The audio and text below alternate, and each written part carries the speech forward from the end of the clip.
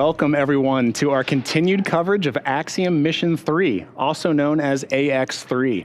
Hello, I'm John Rackham, Spacesuit Ventilation Lead for Axiom Space, based in Houston, Texas. And I'm Kate Tice, Senior Quality Systems Engineering Manager here at SpaceX. This webcast is a joint broadcast between NASA, SpaceX, and Axiom Space, and we're going to be talking you through the events of Dragon approaching and docking with the space station and carry our coverage through to the welcome ceremony that awaits the crew once they are on board the space station. The AX3 mission officially started on Thursday, January 18th, when the Axiom crew lifted off from Kennedy Space Center's historic pad 39A at 4:49 p.m. Eastern Time. Our four-person, all-European crew will experience up to 14 days on board the International Space Station. The crew inside Dragon Freedom is now in position just outside the keep-out sphere around the International Space Station, approximately 420 kilometers above Earth. They are awaiting the approach initiation burn that will be the first of several steps that incrementally guide them to the International Space Station. And the Crew 7 Dragon spacecraft, known as Endurance, will be there to greet Dragon Freedom when it arrives. Dragon Endurance docked with the space station back on August 27th, 2023 at 9:16 a.m. Eastern Time for its 6-month stay. So very soon, we're going to have 2 Dragons up at the station. With that, let's head over to NASA's Gary Jordan for a closer look at Dragon's flight to the International Space Station. Hey, Gary. Hey, Kate. Hey, John. So great to be with you to welcome Dragon Freedom and the AX3 crew aboard the International Space Station. I'm here at the NASA Johnson Space Center in Houston, Texas, in the International Space Station Flight Control Room. Teams here in joint operations with the teams over with you in Hawthorne, working together to bring Freedom and the crew to dock with the International Space Station. We are just minutes away from the approach initiation burn to take us into the approach ellipsoid. The teams have pulled go for that and have tested out the big loop communications. But of course, the journey to get here has been quite a journey since launching on January 18th. It all started with the phase burn, the first of 5 major burns to bring Dragon Freedom closer to the International Space Station. Dragon raised its orbit using the Draco thrusters over the past day as it chases down the space station. After that, the boost burn took place. Boost burn put our crew in an orbit where Dragon's apogee, or the highest point, was 10 kilometers lower than the station. SpaceX here.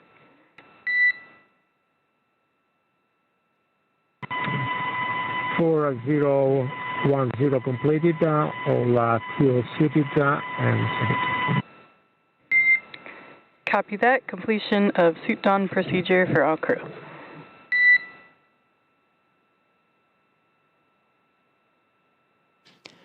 Pilot Walter Villaday confirming that the crew is suited and in position for that approach initiation burn expected here in just about 6 minutes. This is one burn of several that has brought the crew closer to the station. We reviewed the phase burn, and of course the boost burn was the one after that brought the Dragon to the 10-kilometer point that is lower than the station, or at least the Dragon's apogee. From there was just 3 major burns left before integrated operations and Dragon's final approach. After boost burn was the close burn. The close burn brought Dragon on roughly a co-elliptic orbit with the International Space Station, so that means it was maintaining that 10 kilometers lower than the station the entire way around Earth. That's in contrast to only being 10 kilometers lower than the station during the just the apogee, or the highest point achieved by the boost burn. 8 hours after that was the transfer burn, executed the 4th major maneuver where we raised Dragon's apogee, or the highest point of its orbit, to just be 2.5 kilometers lower than the International Space Station. Finally, we rounded everything out with that final co-elliptic burn to once again maintain that consistent orbit lower than the station at that 2.5 kilometer point. Now, that final co-elliptic burn executed and brought Dragon just a little slower than expected, so we'll be tracking a docking time a little later than originally advertised. Right now, we're aiming for 4:40 a.m. Central Time. And of course, we're tracking towards that approach initiation burn in just about 5 minutes. Now, that's the final stages of Dragon Dragon's rendezvous with the space station. It's also where, like I mentioned at the top, we start integrated operations between the Dragon control teams here in Hawthorne, as well as the space station flight controllers here in Mission Control Houston. The teams will transition to integrated operations have transitioned to integrated operations roughly 45 minutes prior to approach initiation. So during the approach, SpaceX flight controllers will work in tandem with the NASA team here in Houston to activate and test out a number of systems on Dragon, including the bidirectional communications with the C2V2 system, which stands for Common Communications for Visiting Vehicles, and sets up a data stream from Dragon to this station, giving another path for Dragon's telemetry to come to the ground and give an additional command capability to astronauts aboard the station. They'll also maneuver Dragon to the proper attitude and initialize the navigation sensors used for the methodical approach to station. Now we're tracking down to approximately 3:10 a.m. Central Time, where the Draco thrusters will fire on Dragon for the approach initiation burn. And that brings Dragon from about 2.5 kilometers below the station and just 7 kilometers behind it. Then it will swing Dragon up until it's about a quarter mile, which is about 400 meters directly below station. So this maneuver will also move Dragon inside one of 2 checkpoints around the station that requires a set of go-no-go poles with the different control teams. The first checkpoint is called the approach ellipsoid, as you might hear it called, the AE. It's an imaginary shape measuring 4 kilometers by 2 kilometers by 2 kilometers, essentially a large 3-dimensional oval. Before Dragon is given permission to move inside that approach ellipsoid, the capsule is configured to be on what's known as a 24-hour safe trajectory. This means that if Dragon lost all control to the thrusters, it would be at least 24 hours before its trajectory would move inside that approach ellipsoid. Now, once Dragon arrives at the 400-meter mark below the station, it'll be on what's called waypoint 0. This will be the first checkpoint during our approach. The vehicle can hold there at 400 meters, but if all systems check out, we'll continue on to waypoint 1. Now, NASA and SpaceX teams will do a go-no-go poll to move Dragon inside what's called the keep-out sphere, another checkpoint at about the 200-meter radius mark. Flight controllers use this to monitor all arriving and departing vehicles. It's another chance to confirm all the guidance, navigation, and control systems are working correctly on Dragon before moving closer to station. It carries a similar requirement on the orbital trajectory that if Dragon were to somehow lose control of the thrusters, and the space station would be in a safe for 4 orbits, or about 6 hours rather than 24 hours required for the approach ellipsoid. Now, from waypoint 0 to waypoint 1, it'll swing out and in front of the station, arriving at a distance at about 220 meters. At this point, it'll be on what's called the docking axis. It means it's directly in front of that docking point. And the crew today in Dragon Freedom are headed to the forward-most port of the station, the Node 2 forward port. That's where Dragon docked for the crewed missions, many of the crew missions so far, and where one of the 2 international docking adapters are located, the other being the zenith or space-facing side. Now, once Dragon is only 20 meters away, it'll be at what's called waypoint 2. The spacecraft focuses on aligning its docking system with the International Docking Adapter. Now, as we get closer to that docking ring, the International Docking Adapter, we may hear the call-out CHOP. This stands for Crew Hands-Off Point, a little less than 30 seconds before docking. At this point, any aborts would have to be done automatically by Dragon. Now, after we hear that call, we are just meters away from contacting the International Docking Adapter, and that's the moment we are waiting for. We're tracking 4:40 a.m. Central Time today when our crew arrives at the space station. Dragon will fly in and make contact with that IDA, and that's called a soft capture. The soft capture ring will then retract until the sensors indicate it's time for 12 hooks to drive into place and give us that hard capture and firmly secure Dragon to its new home on the space station. From there, NASA astronauts Laurel O'Hara and Jasmine Mogbelli will manually pressurize the vestibule, the area in between Dragon Hatch and Station Hatch, and meanwhile, umbilicals will provide power and data and audio communications between the station and Dragon. We'll see some leak checks, and then the hatch opening, which will just come a few less than 2 hours, is what we're tracking now after docking. But right now, we're just seconds away from initiating that approach initiation burn, and we'll stand by for confirmation of that burn.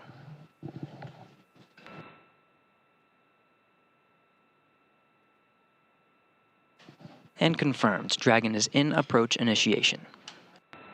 Draco thrusters are now firing.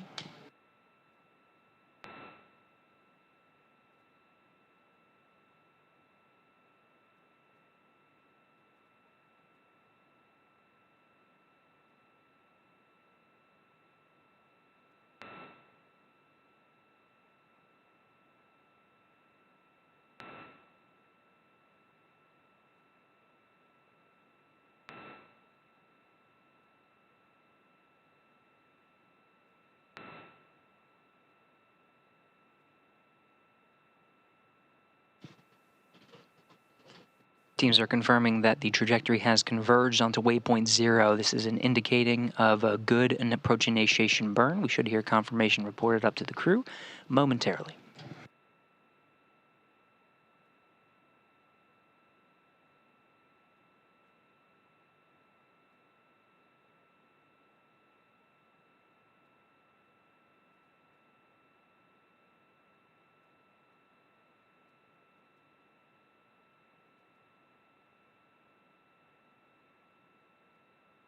Again, waypoint 0 is a mark that's roughly 400 meters directly below the International Space Station. At this point, the Dragon is inside the approach ellipsoid, but just outside what's called the keep-out sphere.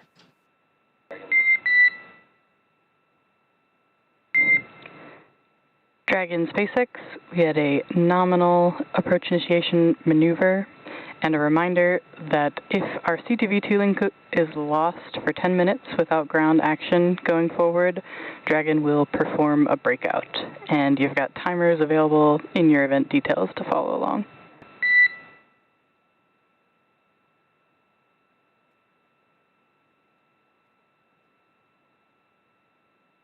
SpaceX Dragon on the big loop, recap.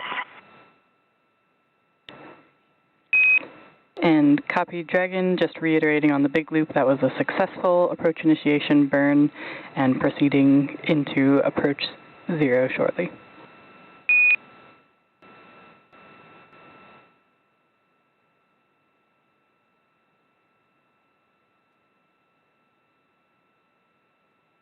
There you have it, reported up to the crew inside Dragon Freedom as well as the International Space Station. We have a good approach initiation burn. Now, you heard that communication on what's called the Big Loop. This was coordinated ahead of our coverage today. Once the Dragon is within the vicinity of the International Space Station, the Dragon, the SpaceX teams in Hawthorne, as well as the teams here in Houston, the NASA teams, coordinate a single communication loop where the teams in both control centers in Houston and in Hawthorne, as well as the two flying spacecraft, including the SpaceX Dragon and the International Space Station, all communicate on a single loop. You heard that confirmation, everybody checking in on that good approach initiation burn.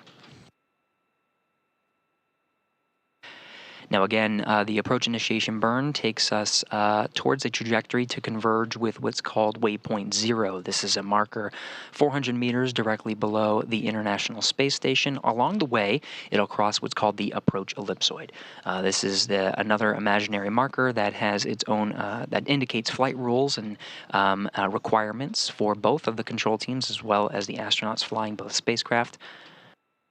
But with that execution, we are now on a trajectory to cross the approach ellipsoid. Now, along the way to waypoint 0, we'll be checking that trajectory and can perform what's called a mid-course maneuver. This will make sure that the Dragon is converging and continues to converge on that waypoint 0, as we're seeing now with the current trajectory. Once it reaches that waypoint 0 marker, we'll likely see Dragon continue along the way. It can hold at the waypoint 0 marker, but what we see most commonly is to move right past it, execute a short maneuver to swing out from right below the station at that 400-meter marker to right in front at that docking axis. That's waypoint 1. That sets us up right in front of the docking axis, where Dragon continues to move in closer and closer for that docking. Again, we're tracking 4:40 a.m. Central Time. Dragon SpaceX on Dragon to ground, giving you the go to begin suit leak check procedure for 4.011.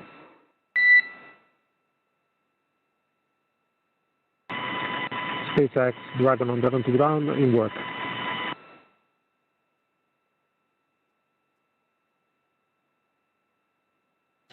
Part of the procedures for reaching this milestone of approach initiation, all 4 crew members inside Dragon Freedom donned those SpaceX launch and entry suits that provide an extra layer of protection of pressure should there be any indication of a leak inside the cabin, just as a safeguard measure.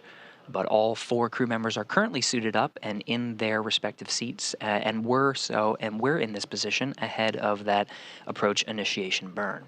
Now, the procedures have the crew suited and in those seated positions with their umbilicals plugged in to provide cooling, as well as communication from the suits and the communication devices inside the helmets through the Dragon to communicate on these loops. However, we still have yet to do those leak checks, another verification. Now, the suits are worn for the most dynamic parts of Dragon's flight to the International Space Station, including, of course, the launch, and then what they are preparing for now, which is the docking. After that approach initiation burn, there's plenty of time to prepare and perform those leak checks. We're expecting a waypoint 0 arrival in approximately 40 minutes from now. Of course, we do have the ability to execute that mid-course maneuver.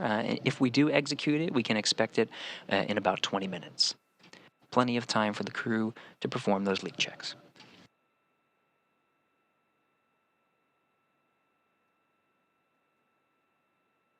Of course, this is a joint operation, so we have the 4 crew members inside Dragon Freedom, the Axiom astronauts, heading to the International Space Station to conduct their short private astronaut mission, just 2 weeks aboard the International Space Station.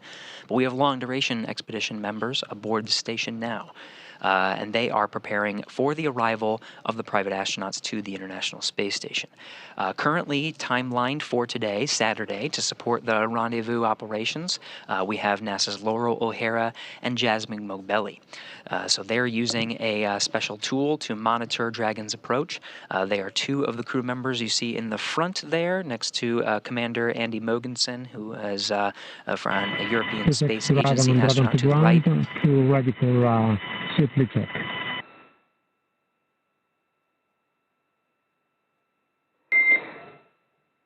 Dragon, we copy, and you are go to initiate suit leak check.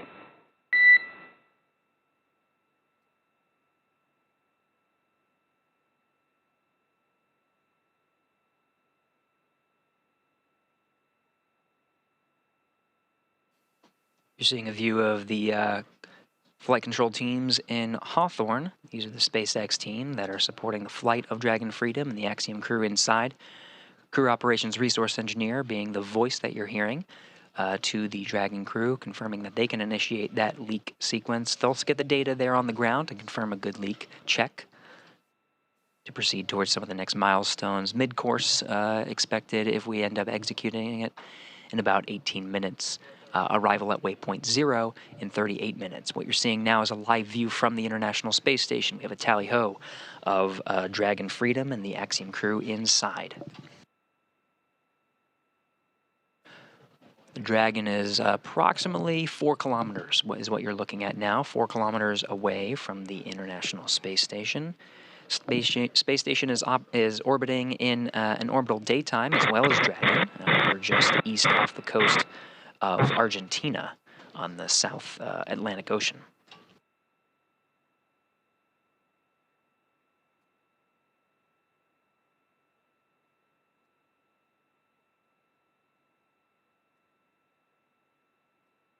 A great view for NASA astronauts Laurel O'Hara and Jasmine Mogbelli, who are conducting the monitoring operations. Again, they have the necessary tools to see the range and performance of the Dragon vehicle and monitor its approach and ensure its safe arrival aboard the International Space Station. They, along with the flight control teams here in Houston, as well as the teams over in Hawthorne, all working together with the crew inside Dragon Freedom, awaiting for the arrival and monitoring these delicate operations.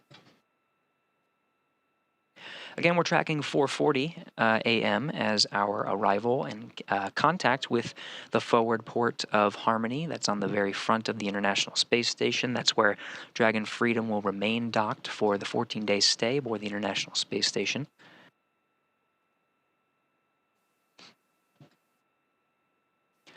Laurel and Jasmine will work in tandem to open up the hatches and pressurize the what's called vestibule. This is the space in between where Dragon arrives and the hatch of Dragon and the hatch of the International Space Station that space. That vestibule area is currently at vacuum, so they'll bring it up to pressure to match the pressure of the International Space Station as well as Dragon. It's what we expect, is what we see here on sea level, 14.7 psi. It'll be a slow and methodical pressurization. There is some fluctuations that occur during pressurization due to thermal, just to make sure it's thermally stabilized and we're getting a good read on that pressure. So we'll do that slowly and methodically before opening up the hatch. What you're seeing is a zoomed-in view from the station's external cameras. We're following along. You're seeing some of the features of Dragon. And SpaceX, we see 4 good leak checks.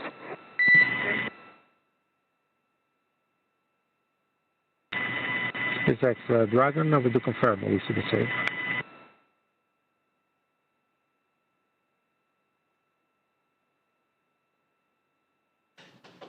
All right, with that, we have beautiful views of Dragon and confirmation that we have 4 good suit leak checks. This just verifies that the crew continues to be ready for some of the next major milestones.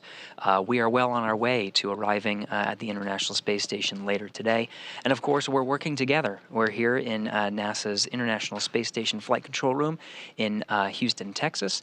But we are working in tandem with the crew, with the flight control teams that you have over in Hawthorne.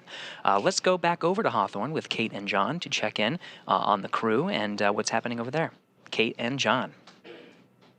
Excellent words, Gary. Thank you very much. Yeah, as you can see there on your screen, that is a beautiful shot of Dragon with our 4 Axiom crew members inside. And with that, while we wait for Dragon and the AX-3 crew's arrival at the space station, let's go ahead and meet that crew that's on board. The commander of our flight today, Michael Lopez Alegria, or MLA, is no stranger to Axiom missions, Dragon, or the space station. AX-3 marks his 6th mission to space, having completed 3 space shuttle flights and a Soyuz mission as a NASA astronaut prior to commanding AX-1 with Axiom Space. Today, when not in low Earth orbit, MLA serves as Axiom Space's chief astronaut.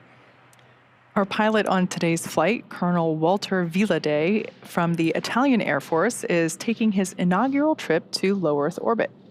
Villade currently serves in the Italian Air Force and as head of the Italian Air Force's representative office in the United States.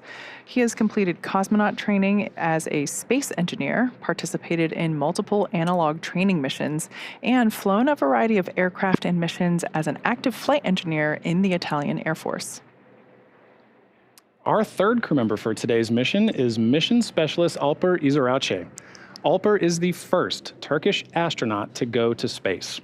With 15 years of experience across a myriad of aircraft for the Turkish Air Force, Izirace got his start in the Air Force Academy in Istanbul, Turkey, and earned a master's degree from the U.S. Air Force Institute of Technology. He then flew as a commercial airline captain for several years before returning to duty in the Turkish Air Force.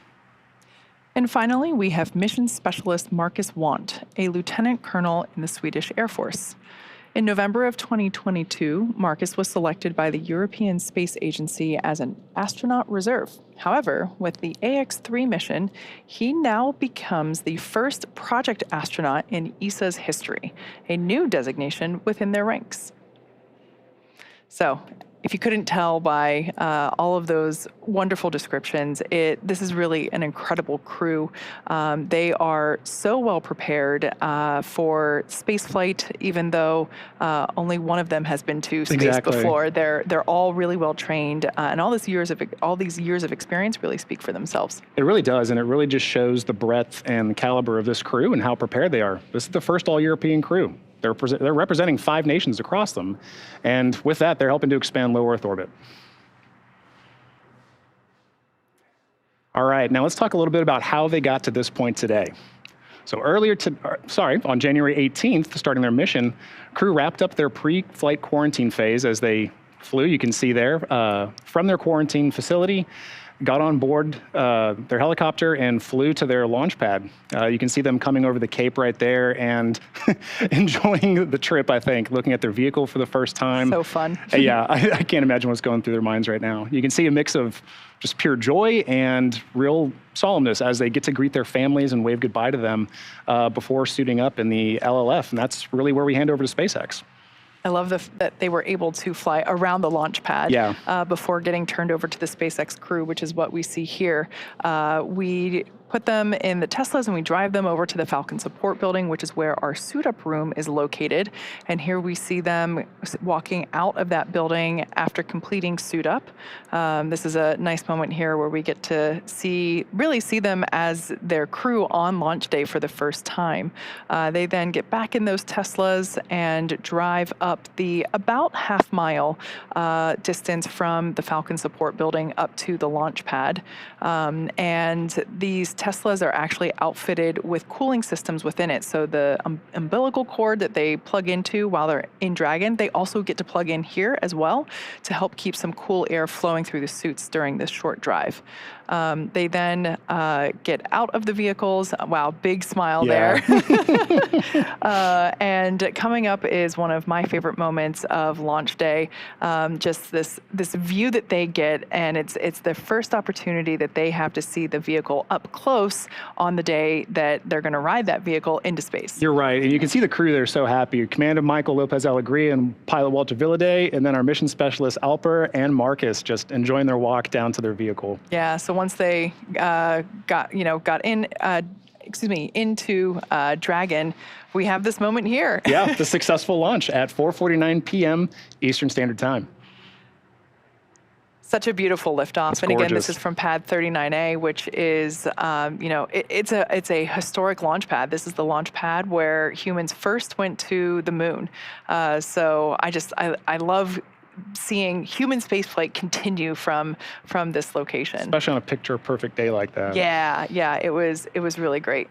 And then afterward, we were very fortunate, actually. About an hour and a half after they lifted off, we were able to have first relaxed communications with them. Here you see their first on-orbit event. It was so cool just to see them, obviously they took their suits off. They're a little bit more comfortable here. And they got to relay some experiences back to us. MLA, who, for those of you that might be unaware, this is actually his second time flying in our Dragon spacecraft. So he is the founding member of our Frequent Flyer Club. But during this on-orbit event, he noted that it was just as exciting this time as it was the first time he flew on Dragon with the Axiom 1 mission. And something that I really appreciated was that he still noted that you really got the sensation that you're going fast. Yeah. And that's something where, if you ride a roller coaster so many times, you might, I don't know, I always kind of wondered, does it still feel the same? Yeah. And because we have so many people that fly on Dragon that have gone to space before, but in a different vehicle, I have been curious in terms of, well, what about somebody that flies in Dragon more than once? What is their experience like? Yeah, and he said it's never a dull moment. Yeah. Still. So here we have some more views of the Dragon spacecraft. This is Dragon Freedom approaching the International Space Station. This is, I love these views because right now it seems pretty far away. And before you know it, you're going to look up and we're going to see Dragon and it's just going to be like, oh, wait, it's knocking on the door to, get to the space station. You see it coming back into frame there.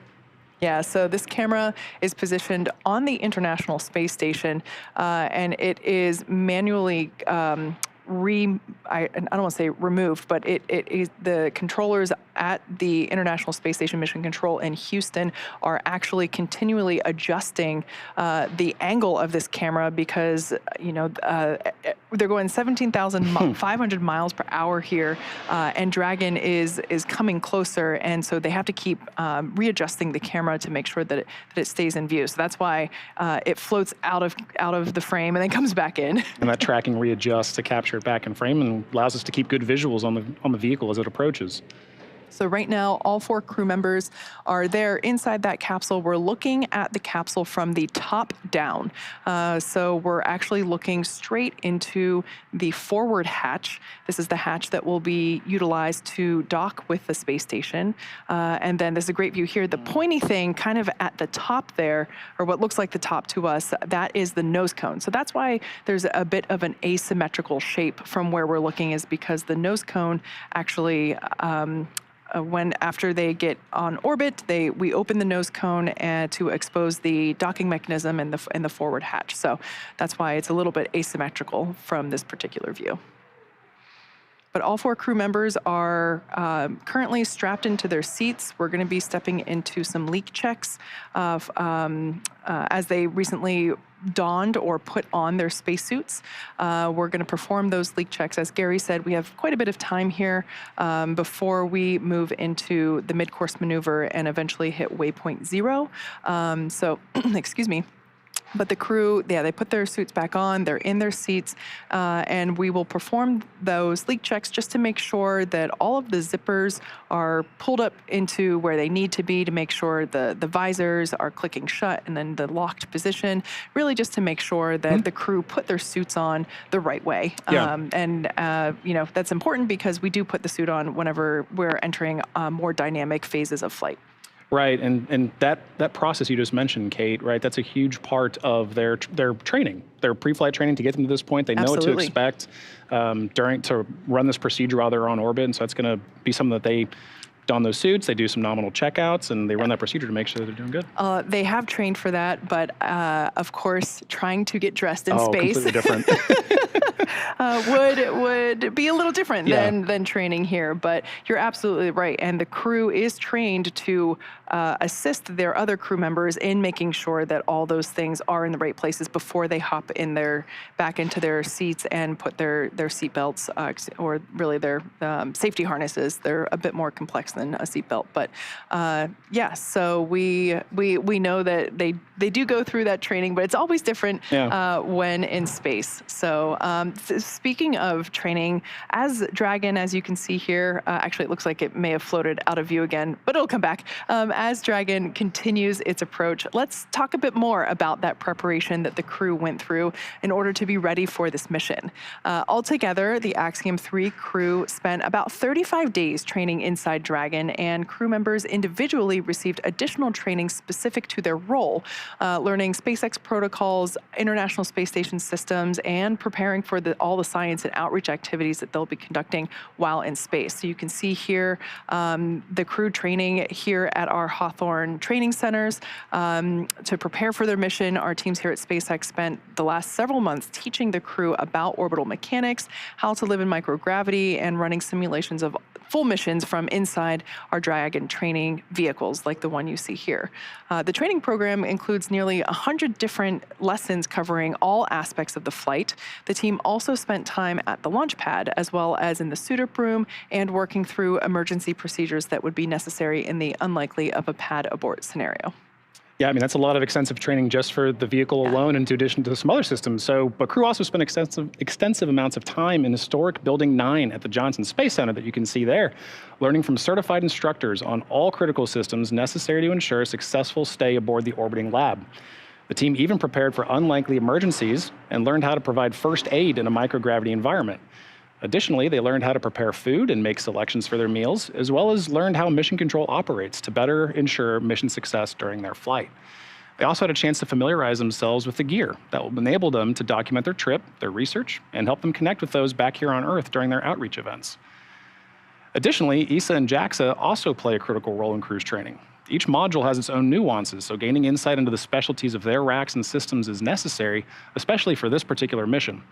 Extensive training on station navigation, on-orbit familiarization, emergency response scenarios, and repetition of walking through processes and procedures all help ensure that crew maximizes every second that they have during their flight. And simulating science research, operations, and even discussing how to sleep in space are all necessary lessons on the path to mission readiness. And with that, the National Outdoor Leadership School, or NOLS, provides a unique Earth-based experience for many astronauts before they fly. This is really a bonding experience for crew, which I just love. It can't be overstated how much teamwork factors into every aspect of their mission. And this training in particular really aims to thoroughly establish that between the crew. Here they focus on survival skills, resilience, leadership, followership, and overall teamwork to ensure they really are more than just passengers on the same rocket. The camping and outdoor adventure provides a solid foundation for the team to build on throughout their training. NOLS was definitely a highlight of this crew's prep and training, and you can hear it in their voices and see it in their faces when they speak about each other, that they really feel like a family after this, and that's a critical component to build that trust between crew members. Now, you can't fully, truly experience flying into space until you fly into space, but some really unique tools have been developed on Earth to provide the closest experience possible. Altitude chambers can challenge the body with oxygen deprivation in a controlled and safe manner.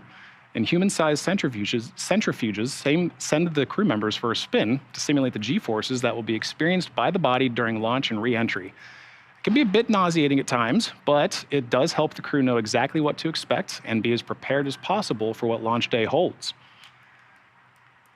Now, at the end of it all, there's a mission patch celebration of celebrating their training. And this has been a tradition since the earliest days of spaceflight. Crew gets to hang their training patch on the modules in Building 9, and this crew had a chance to be present for that patch hanging in Building 9 of Johnson Space Center. We all know that spaceflight is a very serious business, but it's moments of levity like this, celebration, that help everyone pause and reflect on the incredible accomplishments being achieved every day by all of these teams. No matter how many patches join a canvas like that one, each one is incredibly special because of the people who make it possible, the crew and those here on Earth supporting each mission. It's so cool to see everybody coming together to celebrate that. So you were talking about Houston. Actually, let's go back over to Gary Johnson, who is at Houston's, who is over at Johnson Space Center at International Space Station Mission Control. How are things going over there, Gary? Hey, thanks, Kate. You tossed at just the right time. We are just in the middle of a mid-course burn right now. So we're standing by as a very short burn, so we're just going to stand by and just monitor the performance. It's just a course correction maneuver, just to make sure that we are right on track to meet up with that waypoint 0.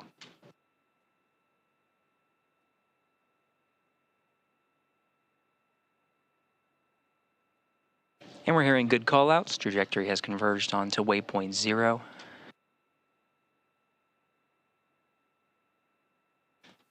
Teams are analyzing just to confirm, but we are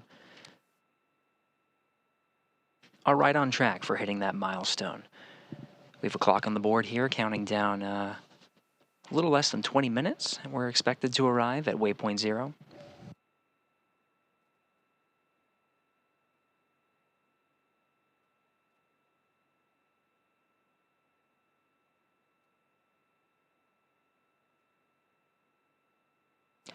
Getting beautiful views of the Dragon capsule. Since we last talked from Houston, we're now more than halfway from our original distance. We checked in last at 4 kilometers. We're now just a little bit more than 1 kilometer away. You're seeing the Dragon making its slow and methodical approach to the International Space Station. Space Station right now is flying SpaceX on the big 267. loop. Nominal mid-course maneuver complete, and the trajectory has converged on waypoint 0.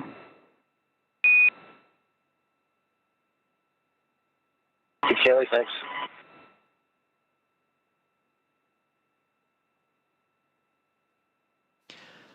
From the SpaceX mission control teams over in Hawthorne, crew operations resource engineer, the voice that you're hearing from Hawthorne to the Dragon crew, confirming that good mid-course maneuver. Again, that's just a way to make sure that the trajectory is converged onto the expected waypoint 0. You can see all the burns that have happened over the past couple of days to get us to this moment. Approach initiation starting very shortly after the start of our coverage this morning, and that mid-course maneuver is about the halfway point just to get us right to where that waypoint 0 is. That 400 meters that you're seeing is directly below the International Space Station. You can see 2 zones surrounding the International Space Station, one being the approach ellipsoid, the other being the keep-out sphere. Each with their own set of flight rules, but once we reach waypoint 0, we'll swing out right in front of the International Space Station, just outside of that keep-out sphere, not entering until we get the all clear. Now, the waypoint 1 is the next milestone, and it takes us immediately in front of the International Space Station. It still remains outside of the keep-out sphere until the teams assess the vehicle and its performance and trajectory and do a go, no-go poll to say, yes, we are good to move inside the keep-out sphere. Now, in a short loss of signal with the video from the International Space Station, we can expect intermittent gaps in our video, but the flight control teams have done a good job of securing pretty continuous coverage through the duration of our coverage from Station Houston on the big loop for Laurel and approach monitoring.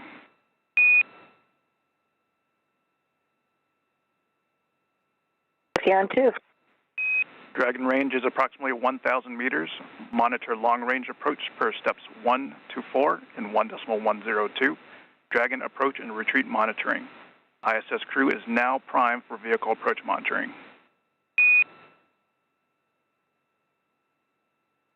Copy, ISS is prime and we're stepping into the procedure.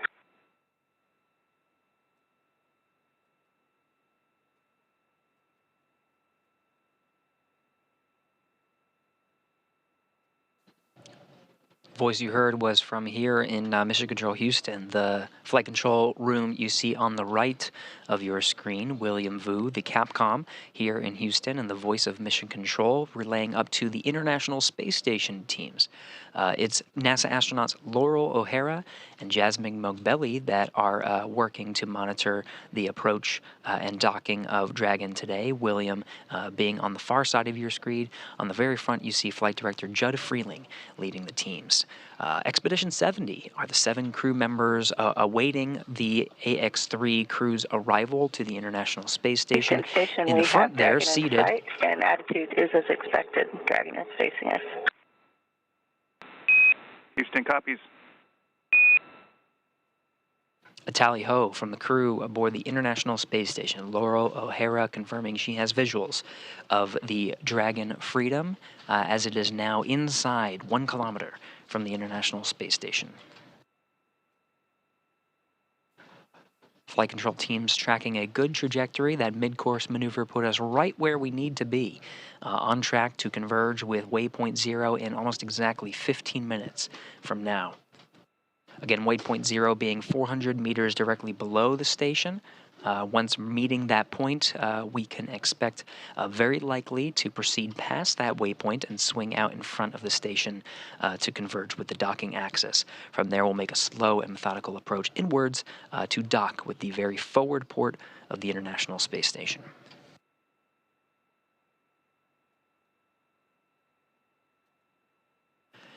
International Space Station and Dragon Freedom are currently flying 264 statute miles over the South Indian Ocean, just east off the coast of Madagascar.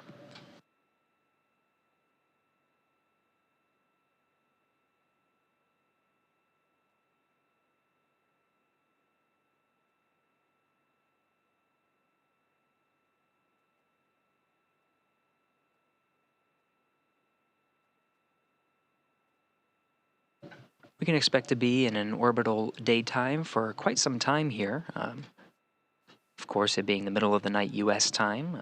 Sun is shining over in Africa and Asia. We're expecting to see continuous sun views illuminating the Dragon capsule and the International Space Station. Sun may set. We might get some dimmer views right around 4:09 a.m. Central Time. But for now, we can see a lot of the features of the International Space Station. Again, those intermittent loss of comms, those are very much expected throughout our coverage today. It's tracking and data relay satellites. These are geosynchronous satellites that communicate with these low Earth orbit spacecraft. Very short loss of signal. We regained it now and should maintain it for at least through the most remainder of our sunlight. Again, sun setting probably around 4:09 a.m. is the predicted sunset. We'll start seeing the views of Dragon Freedom and the AX-3 crew inside getting a little bit dimmer, but for now we can enjoy the International Space Station and Dragon flying over the Indian Ocean. We're seeing features of the Dragon spacecraft from here. On the very forward end, you can see that nose cone pointing straight towards the International Space Station, guidance, navigation, and control equipment facing right towards there, and there is a communications link called C2V2, Common Communications for Visiting Vehicles, relaying communications in between the 2 flying spacecraft. And of course, relaying them down to the flight control teams you see in both of the flight control rooms.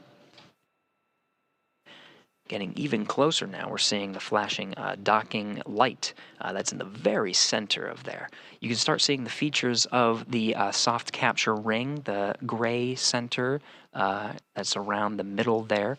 That'll be the soft capture ring. As we start getting even closer to the International Space Station, that soft capture ring will extend and prepare for a nice cushy contact with the International Space Station. It's that soft capture ring that allows for a little bit of cushion and then retracts to bring the Dragon in closer with the International Docking Adapter for a hard mate. There are 12 latches. Now start flying over a ground station to provide views from the Dragon itself. We got just a glimpse of the crew inside and are now seeing what the International Space Station looks like from Dragon Freedom. We're just a little over 600 meters from the International Space Station. Eyes on both sides. We have the Dragon looking at the International Space Station and the Space Station looking at SpaceX on the big loop. Ground has pulled go for approach 0, and we will be enabling the maneuver shortly. Expect to reach waypoint 0 at 09:58, and a reminder that Dragon will continue approach through waypoint 1 towards waypoint 2 without stopping.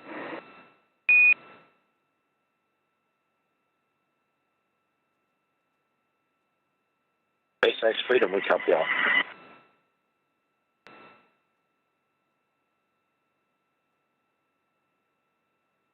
Excellent news from the flight control teams. Teams have pulled go to past several of the upcoming waypoints. We are talking about waypoint 0 being 400 meters right below the International Space Station. You can hear flight control teams pulled go to pass not only waypoint 0, which is 400 meters below, but waypoint 1, which is 220 meters in front of the docking axis, in front of the International Space Station. This means we're inside the approach ellipsoid now, and we're go to proceed past those 2 waypoints, no stopping. So right when we reach that 400 meter mark, we're going to swing right out in front of the International Space Station to that 220 meter mark, and then slowly and methodically start pushing in. Waypoint 2 is only 20 meters away from the International Space Station. A commanded hold can be issued if necessary. However, there is another scenario where the Dragon will simply pause for just a few seconds to switch modes to approach from waypoint 2. So it'll just pause for maybe about 30 seconds before proceeding in. But again, flight control teams will assess Dragon's approach and performance along the way, and does have the ability to command a hold at 20 meters just to wait and make sure conditions and systems are good before proceeding in for that docking. So far, so good, though. We're tracking a trajectory that takes us in for that expected docking time of 4:40 a.m. Central Time, a little less than an hour from now.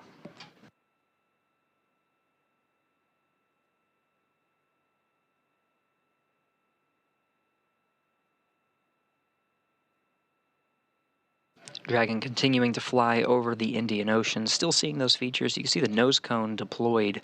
This is a feature of Dragon that's deployed very quickly after spacecraft separation from the Falcon 9 rocket. You can sort of see it swung out. When it does so, it exposes the docking ring and the docking lights, which you see flashing, but one of the primary reasons it needs to unfold are those 4 forward bulkhead Dracos. Those Draco thrusters provide much of the force needed in those initial phasing burns that we discussed a little earlier, those 5 major burns that bring Dragon incrementally closer to the International Space Station. Forward bulkhead Dracos have done their job for the approach and rendezvous. We'll see them again when Dragon leaves the International Space Station, and the forward bulkhead Dracos are used for a very significant maneuver, the deorbit burn.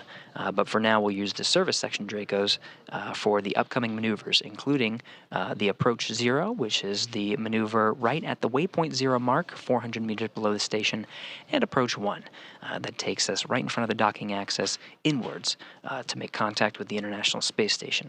Flight control teams working in tandem together. You're seeing the teams over in Hawthorne monitoring Dragon's performance, working with the crew inside.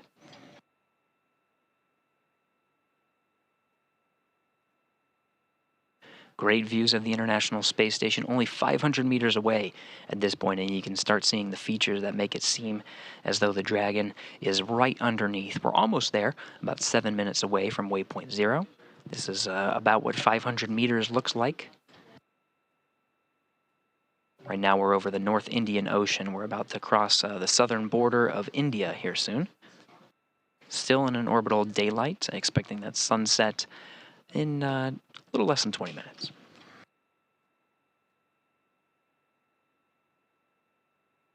The crew inside Dragon monitoring the performance. You can see in the middle screen there, that point at the very bottom. That's the Dragon spacecraft, and they're trying to meet with that point right below the space station. And you can see what the maneuver is about to do. It's about to swing it right at that point, right in front of the docking axis. The cone you see in the circle in the middle of that screen.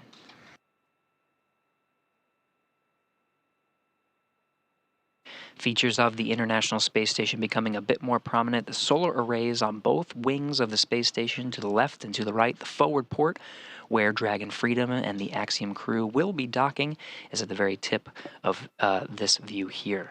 That is the Node 2 forward port, International Docking Adapter. Dragon, again, will swing from this view from the bottom right out in front to meet with the docking axis.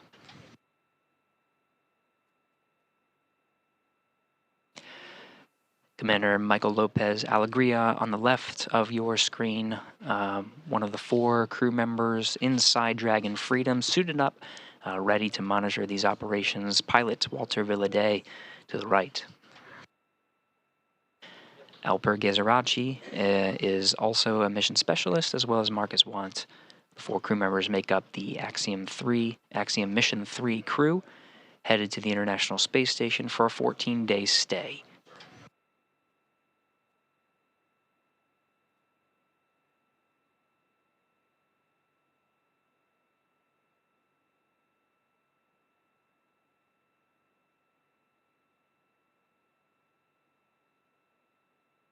Counting down 5 minutes to waypoint 0.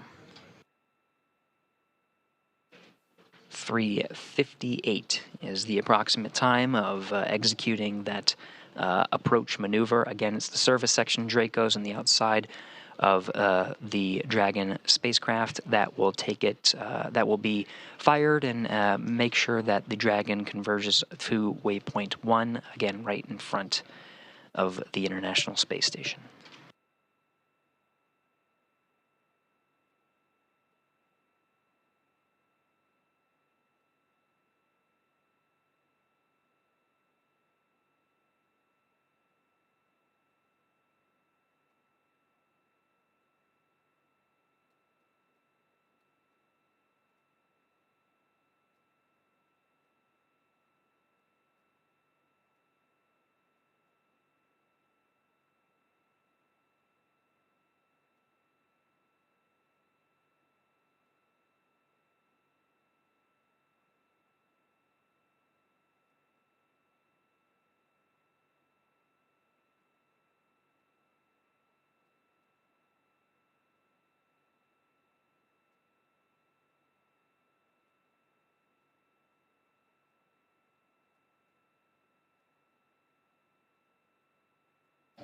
Three and a half minutes to approach 0. That's the waypoint marker. We're getting views, continuing to get views from the ground stations, providing that video from the Dragon spacecraft, and of course continuing to get great views from the International Space Station. We're now flying over India. Right there you're seeing the southern coast of India. Dragon and International Space Station flying. We see range less than 400 meters and attitude as expected. Houston copies.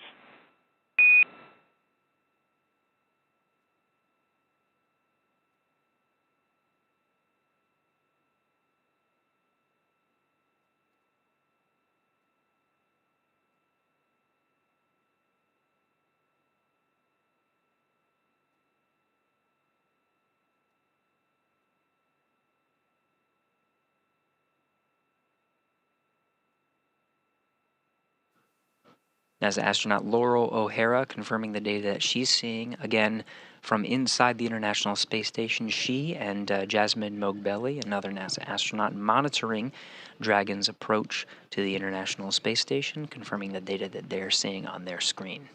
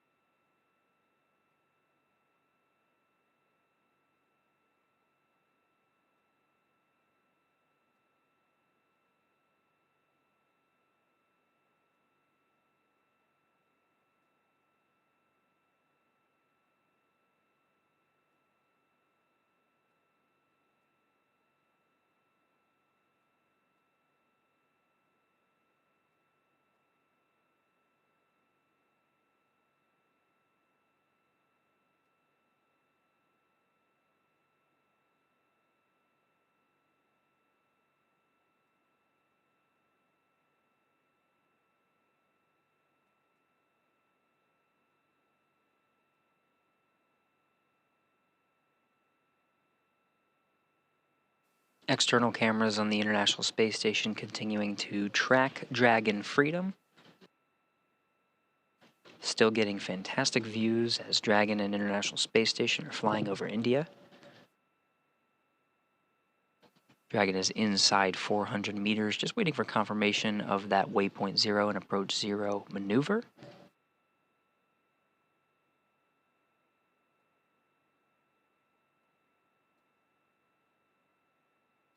Both vehicles flying at 17,500 miles per hour.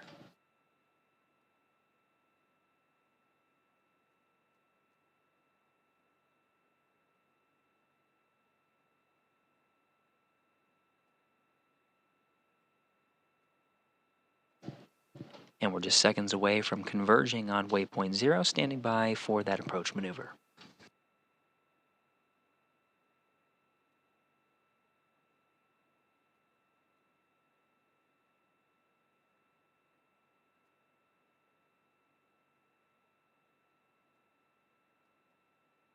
And confirmed, we're in approach 0 now. Service section Dracos are firing, standing by for the performance of that approach maneuver.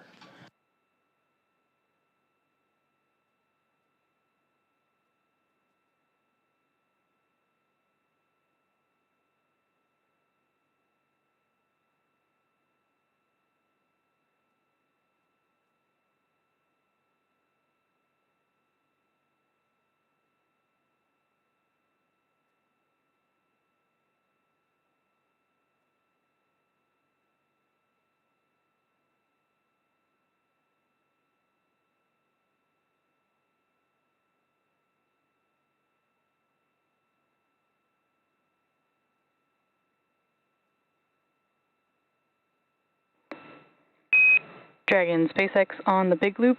Approach 0 has started and the trajectory has converged on waypoint 1. You can expect arrival at waypoint 1 at 1025 UTC.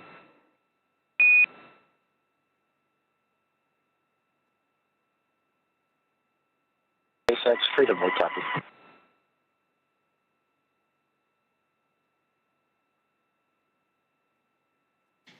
And with that, the teams have confirmed a good approach 0. That was a good burn, and we're converged onto the next waypoint, waypoint 1, being 220 meters right in front of the International Space Station. The read from the crew operations resource engineer to the crew aboard Dragon Freedom confirms that we're looking at 4:25 a.m. Central Time for that expected arrival time at waypoint 1. Again, the teams have polled a go, no-go for passing those two waypoints, waypoint 0 and waypoint 1. So we'll see a maneuver very similar to what we've seen for waypoint 0, where once we reach that waypoint, the approach maneuver will be immediately executed. No hold is expected. However, teams will continue to monitor their performance. Everything's looking good so far.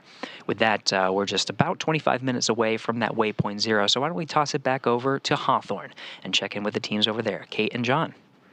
Thanks, Gary. For those of you that have just recently joined, we are tracking the approach and docking of Dragon with the AX-3 mission approaching the International Space Station.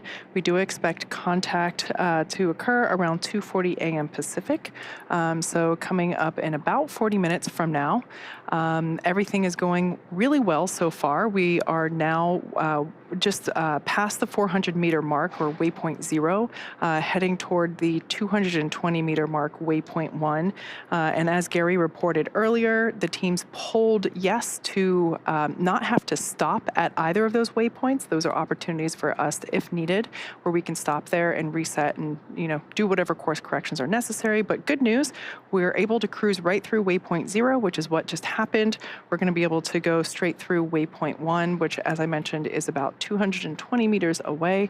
So it's safe to say AX3, they're cruising this morning, which is great. I'm sure that they are so excited. This journey has been about 36 hours or so since they lifted off. Gosh, I guess that was not yesterday, but the day before. They lifted off at 4:49 p.m. Eastern time.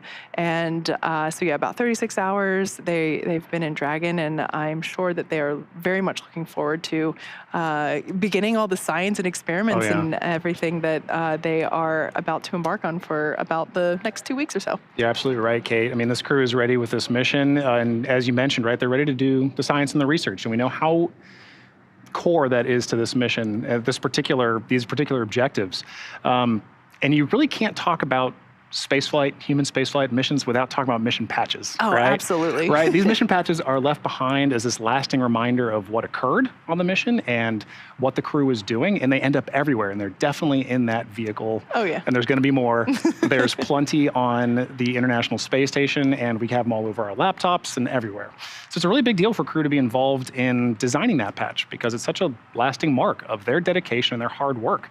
So you'll often find a lot of the significance for them personally and the nations that they represent. So let's take a look at the AX3 mission patch now. As you can see, their names, a star, and unique graphics for each nation are featured to highlight all 4 astronauts. With the commander, MLA, Michael Lopez Alegria, holding dual citizenship, the 5 national flags mark the top edge. The destination, the International Space Station, is the anchoring element in the middle. And what I love about this is that all 4 of them are pilots, and that image of the space station there looks like pilot wings. Very cool. Yeah, I love that. On the bottom, you see the phrase plus ultra in Latin, which means further beyond, and this is the mission's motto. So all of this together builds on the patch's theme of exploration and its slogan, exploring further without borders. I love how each patch is personalized to the crew. It's not just about designing something that looks cool, right? Of course, everybody wants cool mission patches, but I just really appreciate when there's so much thought put behind the design. Yeah, it's an opportunity for crew to really think about, like, why are we doing this? And what does this mean to us together? And you can see that in the AX3 patch. You can see it in all mission patches. That's what you hope to get out of it. Yeah. And like you mentioned, the reflection of that they're all pilots. I just love that cohesiveness. I know. Reflected among them. And in line with cohesiveness, there are many teams supporting that 4-person crew. We can see here on our screen, they are getting closer and closer to the International Space Station, like we mentioned before. They passed waypoint 0, which is 400 meters away, so they are getting closer. But the teams all around the globe that are supporting this mission, there are critical positions in each of those places. So here at SpaceX Mission Control, or MCCX, that's the view that you see there on your screen. This is the control center we have here at SpaceX headquarters in Hawthorne, California. We have a position called CORE, which is the Crew Operations Resource Engineer. That is the voice of communication to the, actually there you see there, this is our core for today. That is Celie Grossman, and she is the primary voice in communicating, really the only voice in communicating from SpaceX ground to the crew. And this position is held all through all these dynamic phases of flight. It's very similar to Capcom at Mission Control Houston, which stands for Capsule Communicator. That is basically ground to ISS.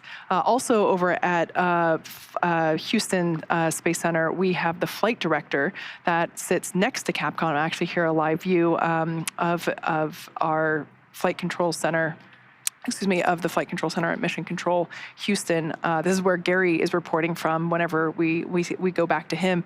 But the flight director is there next to Capcom, and that person leads the team through.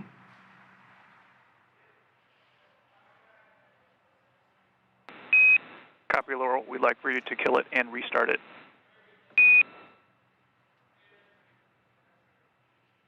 And work.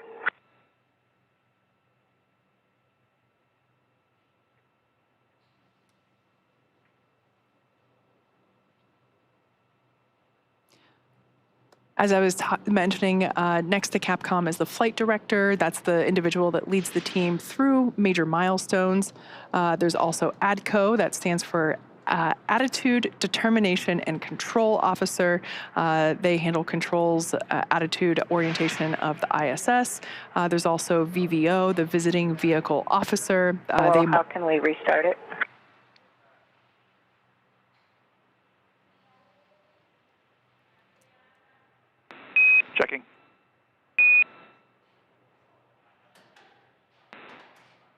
Laurel, we're going to take that one for the ground. So stand by.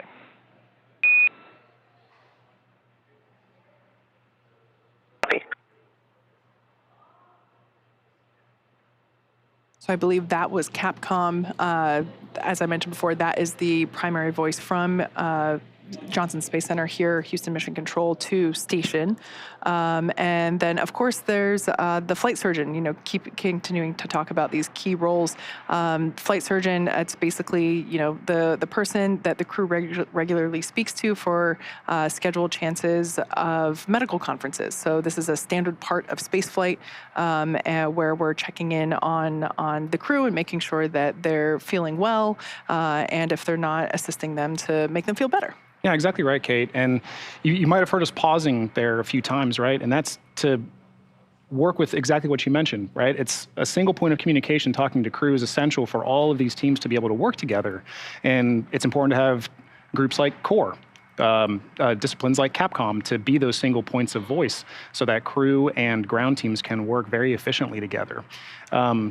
Without that, it wouldn't be as smooth as it is. And as we know, slow is smooth, smooth is fast. And absolutely. Yeah, we've been, and that's part of what we're looking at today is watching this vehicle approach station. It may seem a little slow at times, but it really is smooth, and that's fast.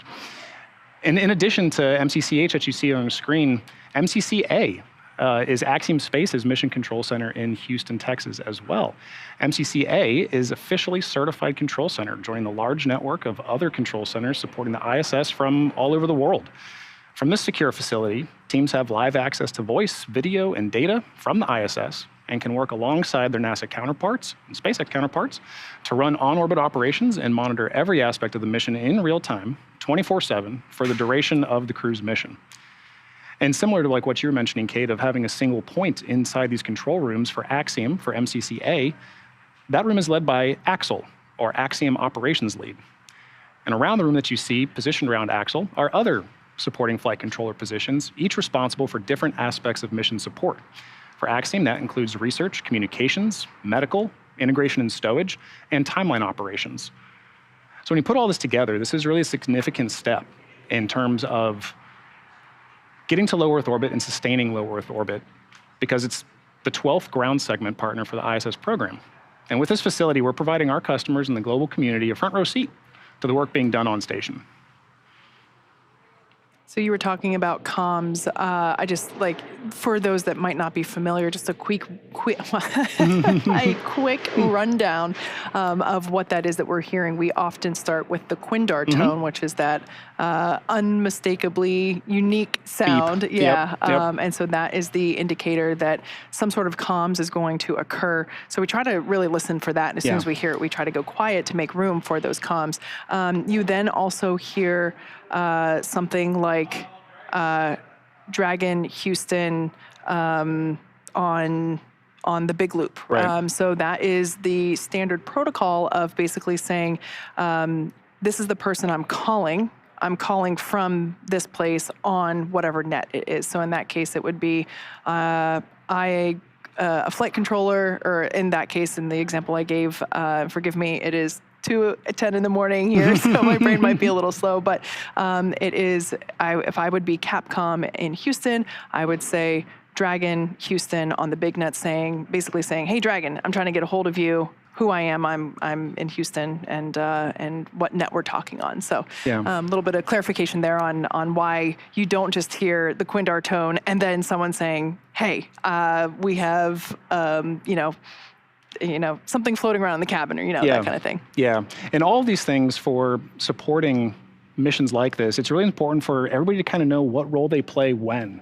And I think that's one of the things that I absolutely love about these kind of dynamic operations, right? It's, as we mentioned, if you move slow, you move smooth. And if you move smooth, you move fast. And having procedures to help you do that in a training that backs everybody up, right? It's not just crew that trains for these missions. It's all of those flight controllers that we mentioned in Houston, in SpaceX, at Axiom.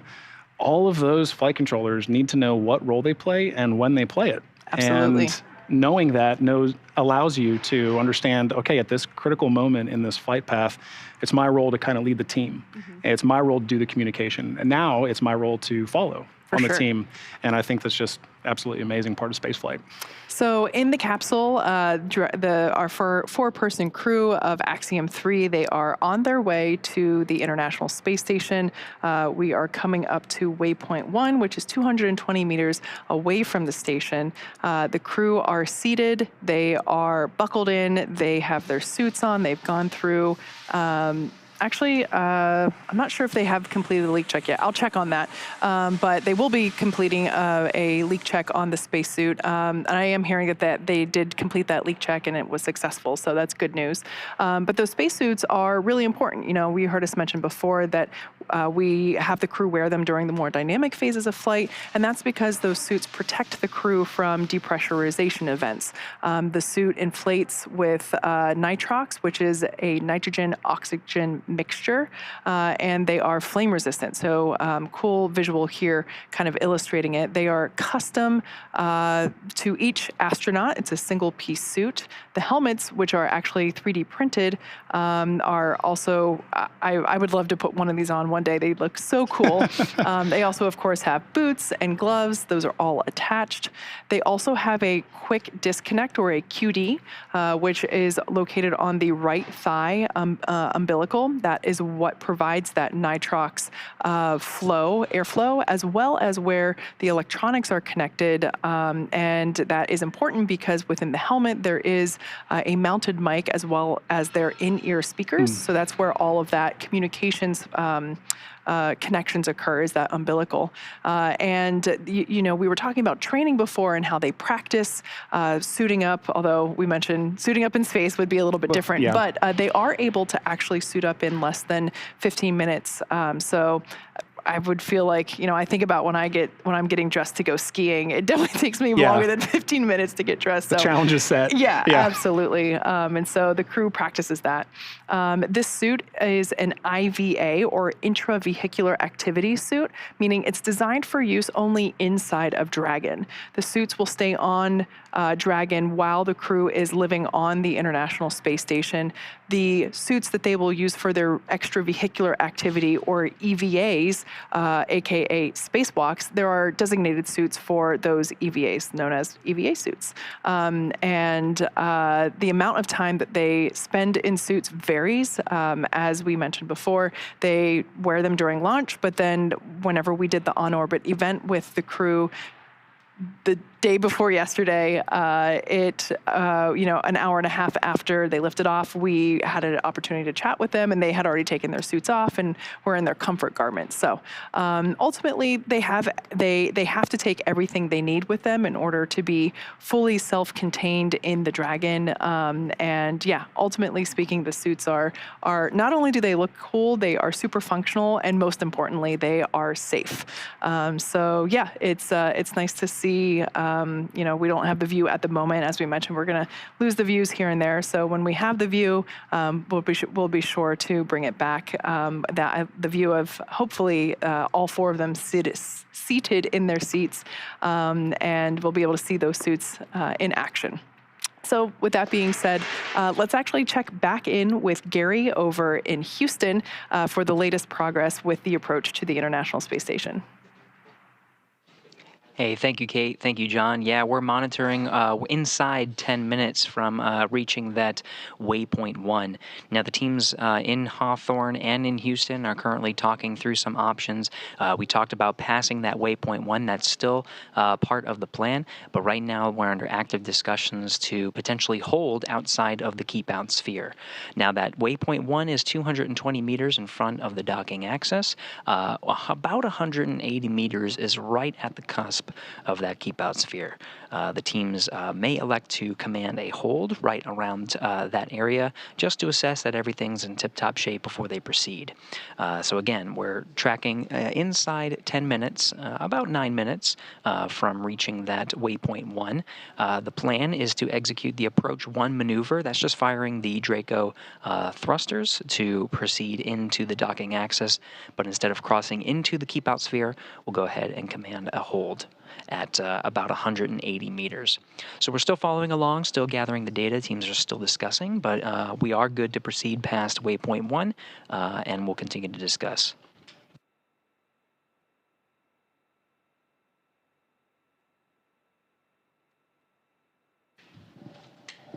What you're looking at now are the teams inside Mission Control Houston, the International Space Station flight control teams.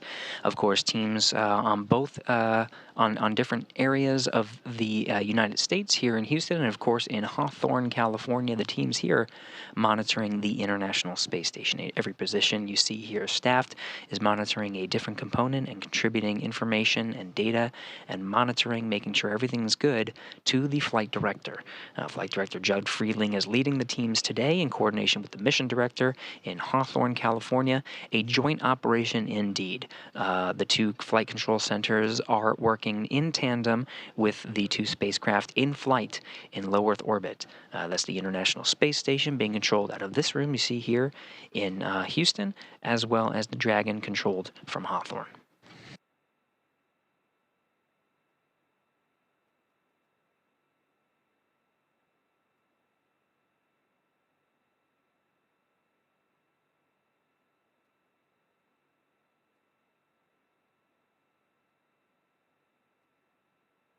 You see the screens at the front of the room are a little bit dim. We're right now in an orbital nighttime as we continue to orbit the Earth 260 statute miles over the North Pacific Ocean.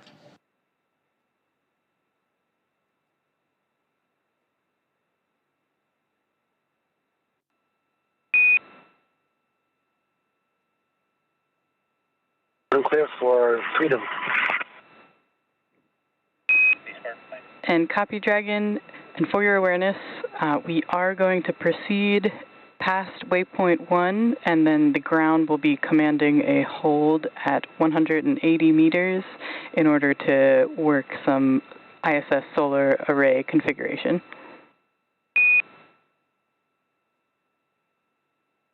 We will hold at 180 meters, and be advised that in your last transmission we picked up an echo.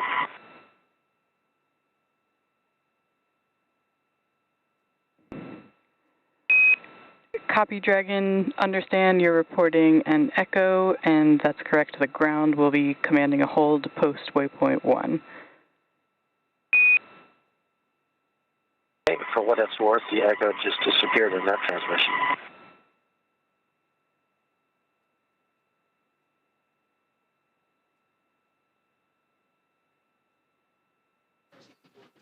And we're getting views from inside the Dragon cabin. It was Michael Lopez Alegria, the voice from inside Dragon Freedom, commander of the Axiom crew. He's confirming what we did report and the flight teams did discuss, proceeding past waypoint 1 and commanding a hold.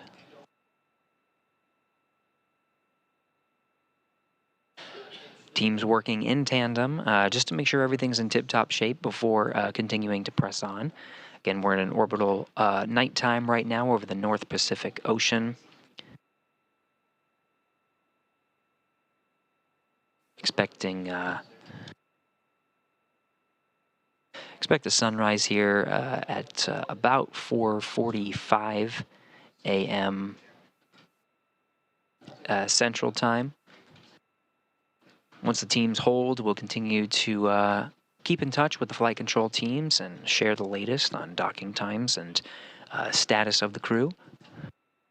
For now, we do have waypoint 1 and the trajectory converging on that mile marker just inside 5 minutes.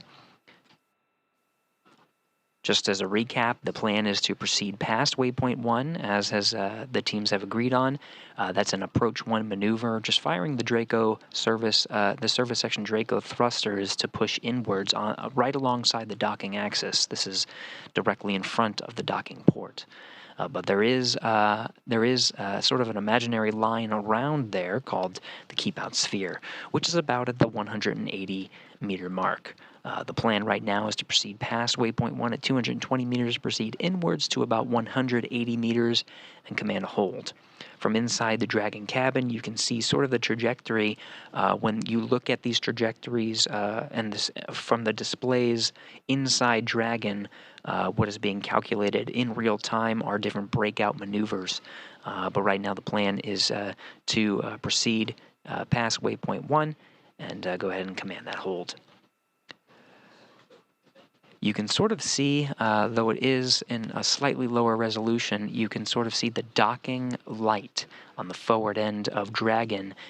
It has this pulsing phenomenon, and as it pulses, is illuminating the International Space Station. What you're seeing is the forward end of the space station. So the docking port is coming into view as we're almost 3 minutes from that docking axis. It's the forward port, but the docking light itself is illuminating the outside of the station as we continue over in an orbital nighttime over the Pacific Ocean.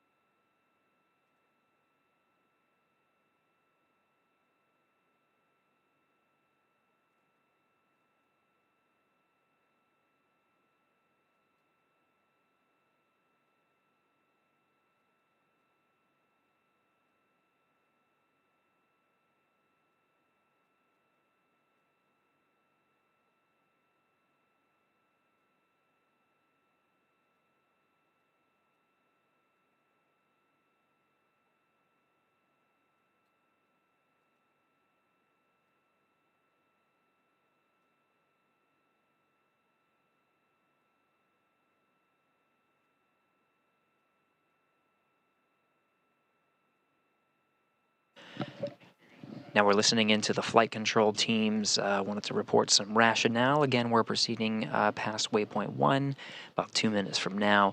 This 10 minutes allows the Spartan console here in Mission Control Houston. Spartan is responsible for power and thermal monitoring of the space station systems, looking at some temperature fluctuations in the solar arrays, just wanting those to dampen out just a tad, and so we can expect to Dragon hold. SpaceX on the big loop, noting approach 1 and soft capture ring extension will begin shortly, and then ground will command the hold ahead of 150 meters. And a reminder that manual impulsive retreat recovery is not permitted.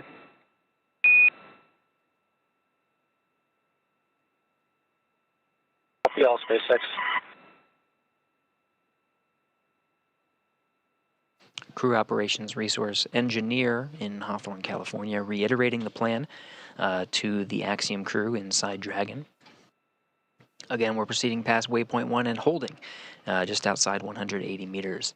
Right now, the plan is the Spartan is monitoring some temperature fluctuations on the ISS solar arrays. Should just be a couple of minutes. Right now we're looking at approximately 10 to 15, though we'll monitor real time and provide data as we get more from the teams and they provide their assessment, just to make sure that everything's in tip-top shape like we have been reporting, to go ahead and proceed into the keep out sphere. But the teams are just looking for just a little bit more time to gather that data before giving the all clear to proceed inwards. Again, towards waypoint 2 is the next milestone, holding at just outside 180 meters. Once they proceed in, the next milestone will be waypoint 2. Teams will conduct a go, no-go poll on whether to go ahead and hold or proceed inwards again. We'll check in and continue to check in with the teams to monitor Dragon's progress for docking later this morning.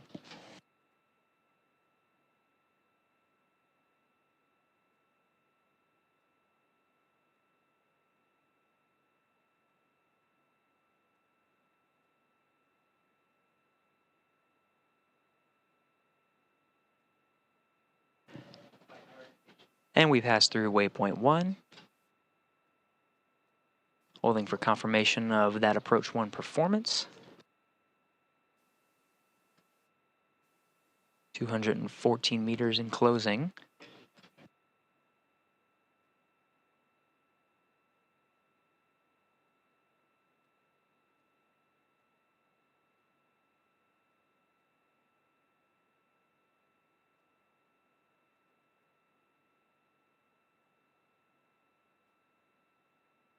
Houston Station, we see vehicle mode approach to align point moving to step 3.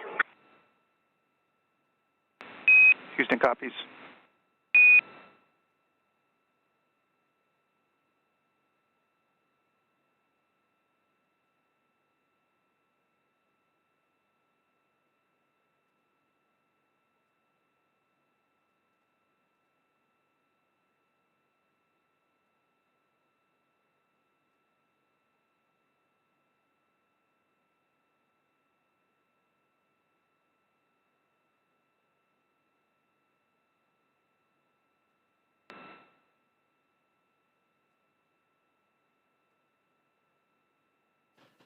Continuing to listen into the loops here in Mission Control Houston, coordinating with the teams over in Mission Control Hawthorne.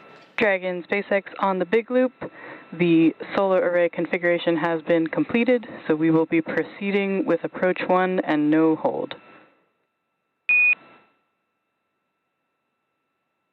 Didn't copies, no hold.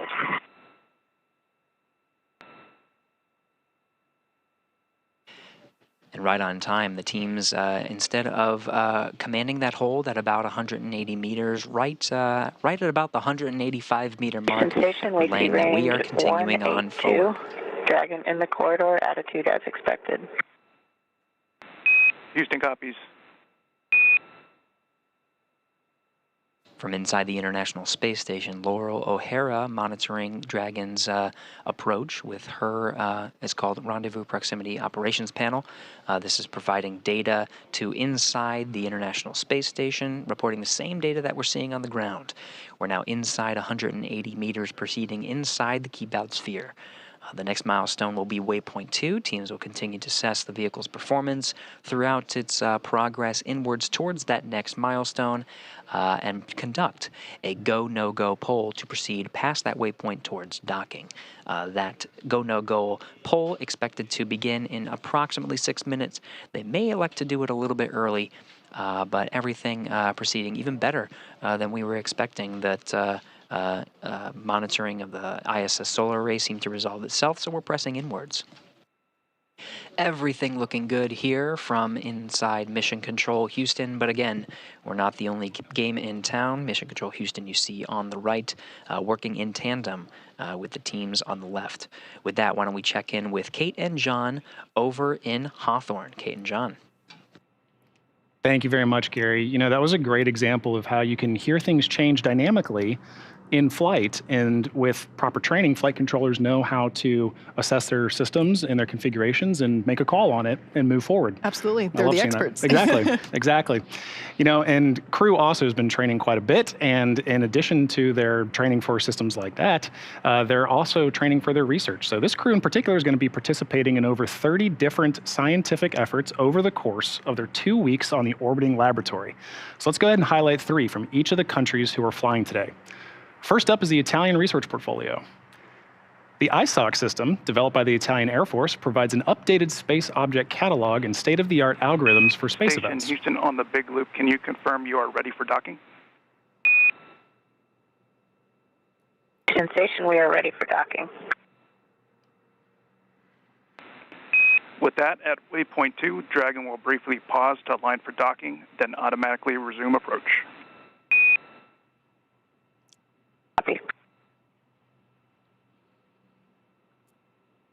We had heard some good news there. We got the we heard that the teams pulled go for docking, so excellent news for the AX3 crew. Yeah, exactly.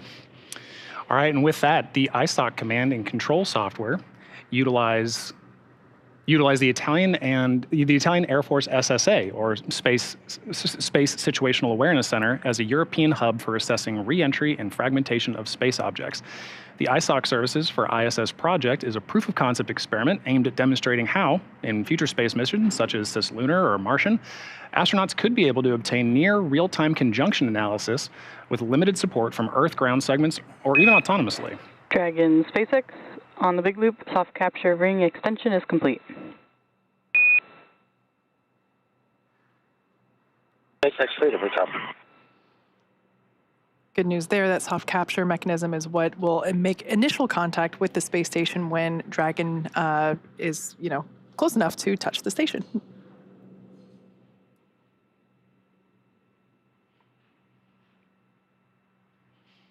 And the Turkish Space Agency also has a broad range of scientific efforts for this mission, starting with Uzman.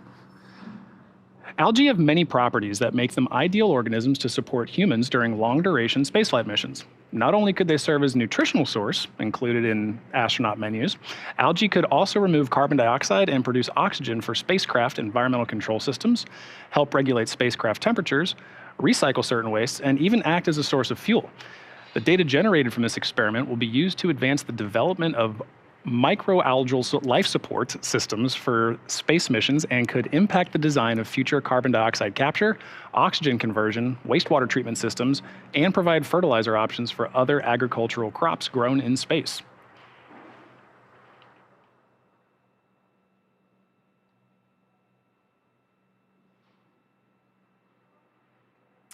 And also highlighting the scientific efforts from ESA and the Swedish Space Agency, let's start with MEMO-BC. This experiment aims to determine the direct and delayed post-flight effects on the neural stem cells, after long-term microgravity exposure, and investigate if the delayed effects are the result of genetic changes emerging during microgravity, or to be secreted components in the medium during flight. Dragon Freedom, SpaceX on the big loop. Please confirm that you are ready for final approach and visors are down. MCCX and Houston have pulled go for docking.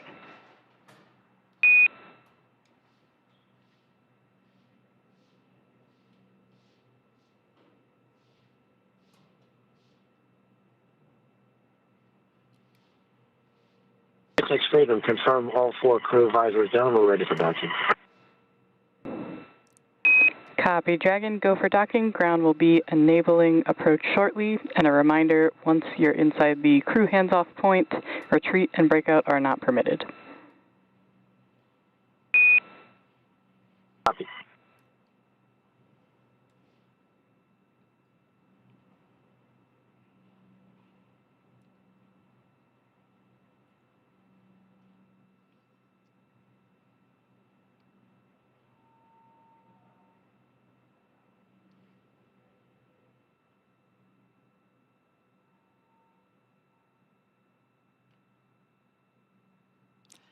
All right, so there on your screen, on the right-hand side of your screen, is our Crew Operations and Resource Engineer, or SpaceX Core. For tonight, that is Seeley Grossman. We heard great news being given to the AX3 crew. Their visors are now down, and the teams in Houston are ready for them to begin docking. So things are starting to get very exciting. This is basically what everything has been leading to for the last 36 hours. So we're very excited for the AX3 crew to get closer and closer to what will be their home for up to the next 14 days. With that, let's go back over to Gary Jordan, who is at Johnson Space Center and tracking the final movements of Dragon Freedom. Thank you, Kate. Right on time. We're about 2 minutes away from Waypoint 2's arrival. The teams here in Mission Control Houston have worked in tandem with the teams over in Hawthorne. Both teams have pulled go to proceed past Waypoint 2 for docking. Now in this scenario, instead of a commanded hold at the Waypoint 2 marker, which is 20 meters away from the International Space Station, the Dragon will make a brief pause at that Waypoint 2 mark, again 20 meters, only for a short couple of seconds, just to reconfigure its software to change for docking mode. So it'll pause there for just a brief couple of seconds and then proceed inwards for docking. That is coming up very shortly. We're just about 40 meters away from the International Space Station now and closing. It's an orbital nighttime, so we're only going to see the navigation lights and docking light blinking once we get views from the International Space Station. Teams here in Mission Control Houston monitoring from the perspective of the International Space Station and the joint operations with the teams over in Hawthorne.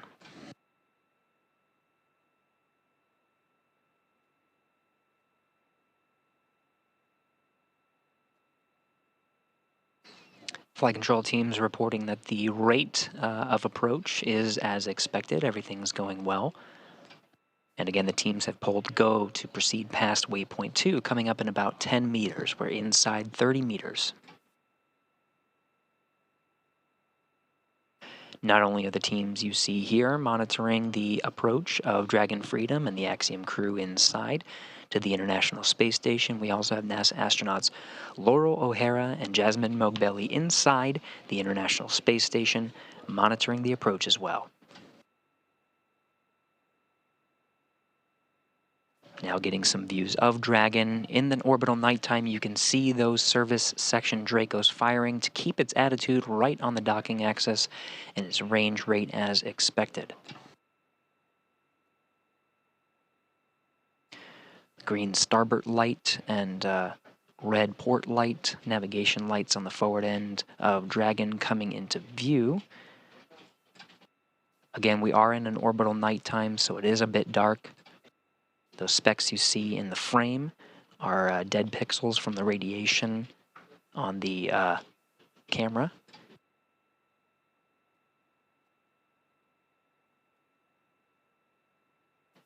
Confirmed waypoint 2 arrival. Dragon is now pausing and reconfiguring for its approach to the docking port.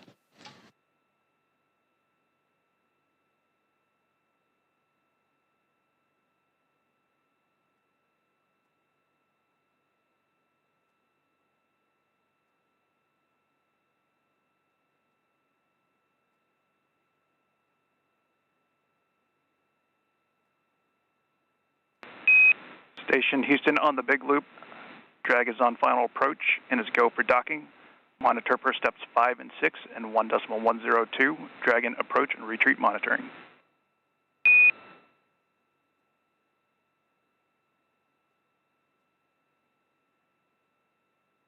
Station copies. We see vehicle mode approach to docking port, range decreasing. We copy.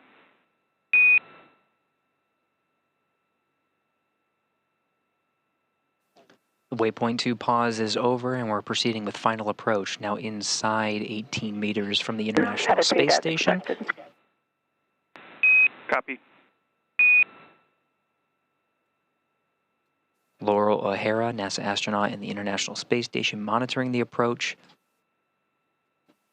as the vehicle is just 15 meters away from the International Space Station where she resides, seeing the range rate, the rate of approach to dock with the International Space Station being as expected inside 15 meters and closing.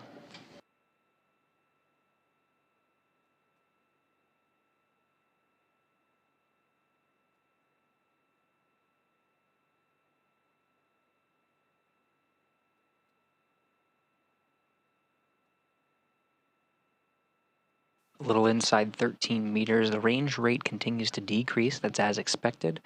Flight controllers are estimating just inside 3 minutes from contact with the International Space Station.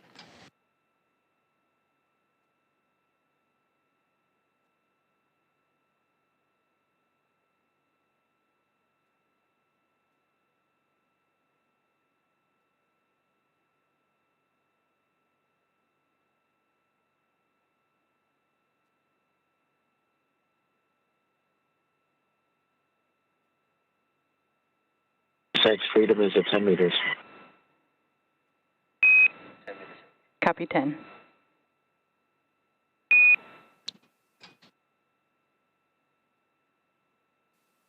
Dragon Commander Michael Lopez Alegria confirming inside 10 meters.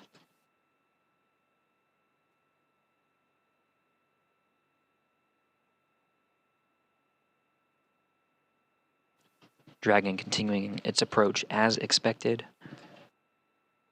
We may see a brief handover, a loss of video for just a couple of seconds and regain it. There's a chance we'll have it continuously through this, but if we do lose it, we will expect to regain it back by the time of contact.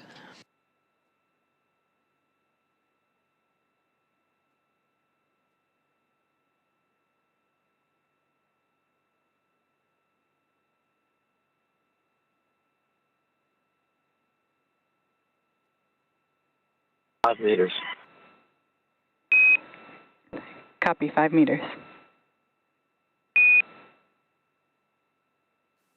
Inside 5 meters at the 2 meter mark, we may hear the call out chop, crew hands off procedure. At that point, the crew cannot command an abort. Everything looking good though. Inside 4 meters.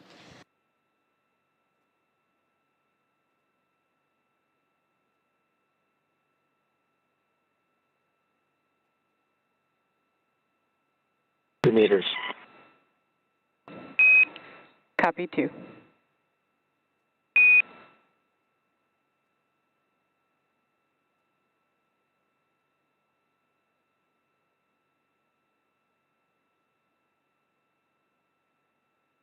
Loss of signal as expected.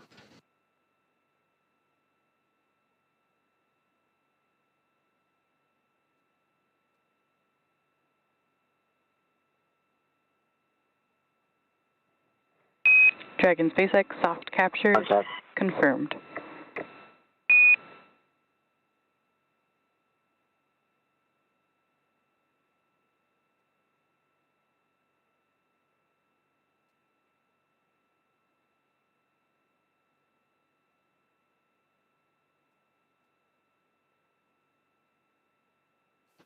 You heard that call out from the Crew Operations Resource Engineer in Hawthorne, California, 4:42 a.m. Central Time.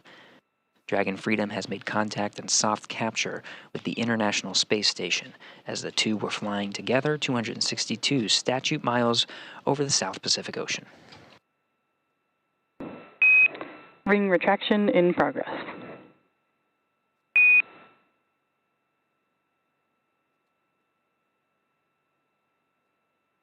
We see it. With a good soft capture, the ring is now retracting, pulling Dragon closer in with the International Docking Adapter aboard the International Space Station.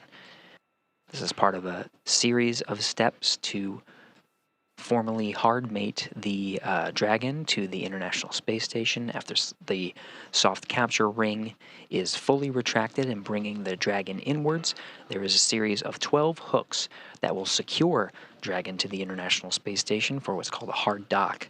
After that, the umbilical will be deployed, providing power and communications and data between the Dragon and the International Space Station. This is the docking sequence. Once the umbilical is extended and mated, the docking sequence is complete.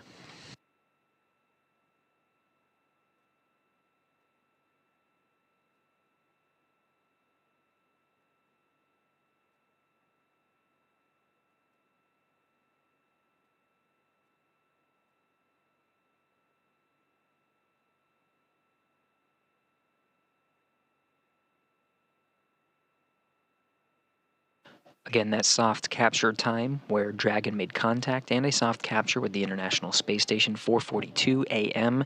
Central Time. Station and Dragon were 262 statute miles over the South Pacific Ocean.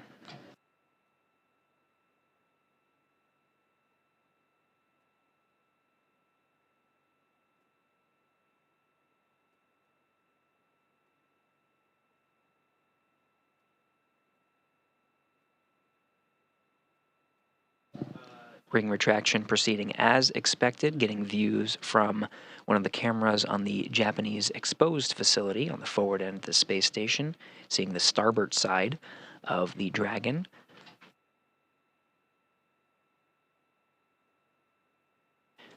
As we continue to monitor the progress of this ring retraction, now getting some sun illuminating the nadir or Earth-facing side, and now the whole thing of Dragon Freedom.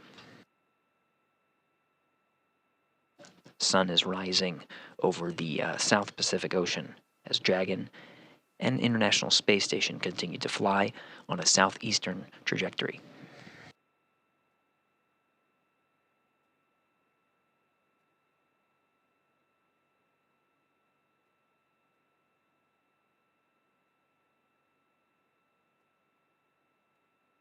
Flight controllers monitoring the ring retraction and the alignment with the International Docking Adapter to proceed with driving those hooks.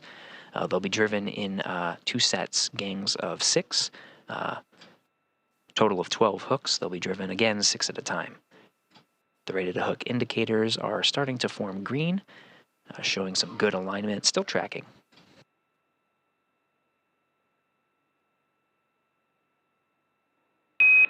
And Dragon SpaceX on the big loop. Ring retraction is complete. Docking sequence is holding for MCS reconfiguration.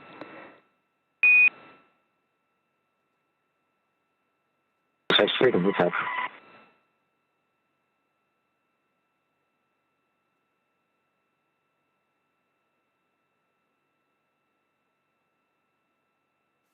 Good milestone. The ring retraction is complete. We're seeing good alignment. This is quite a dance. It's not just the Dragon performing some of these maneuvers to secure Dragon to the International Space Station. International Space Station itself performing a series of attitude control configurations to prepare for the hard docking sequence.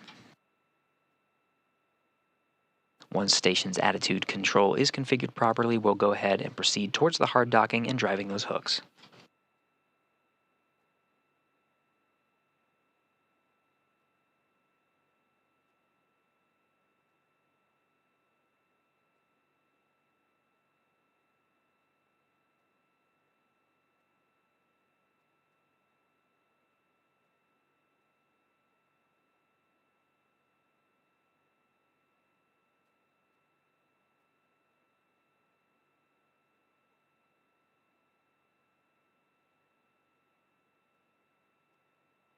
The teams you see here in Houston on the right and Hawthorne, California on the left work together to bring Dragon to the International Space Station. We're still going through the docking sequence to formally mate the Dragon with the International Space Station, seeing good alignment with that ring retraction, and looking forward to proceeding to that hard dock and driving those hooks. Again, 4:42 a.m. Central Time was when we made contact and soft capture with the International Space Station.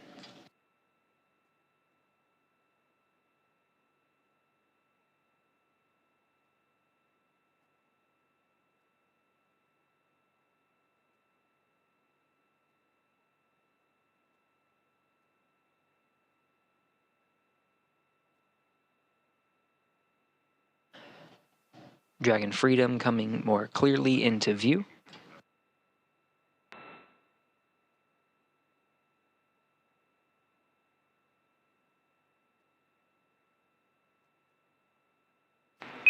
Station Houston on the big loop, MCS configured, proceeding with hook driving. Station copies.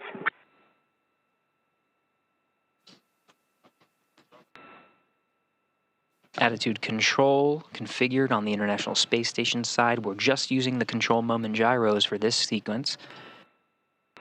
With the station in the proper attitude, we can proceed towards driving those hooks. Again, we're going to do them 6 at a time, total of 12 hooks.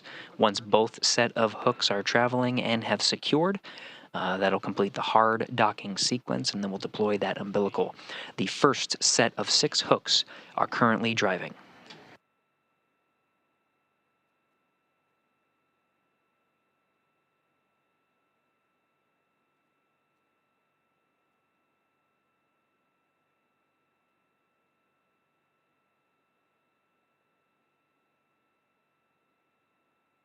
We can expect the hooks to drive about 2 minutes apart from one another.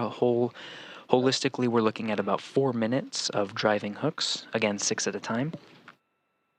Stand by for the hook's performance, but it should be just a few moments until we complete that hard dock. Again, that's not the end of the docking sequence. After a hard dock, we'll deploy the umbilical between the Dragon and the International Space Station. This provides data and power between the two vehicles. Dragon, up to this point, during its flight after launching on January 18th, has been relying on its batteries and the solar arrays you see on the trunk of the vehicle. That's the black part that you see on the space-facing side, gathering power as it continues to orbit the Earth. Once those umbilicals are deployed, they'll be relying on the station's power, gathering power from the station's solar arrays.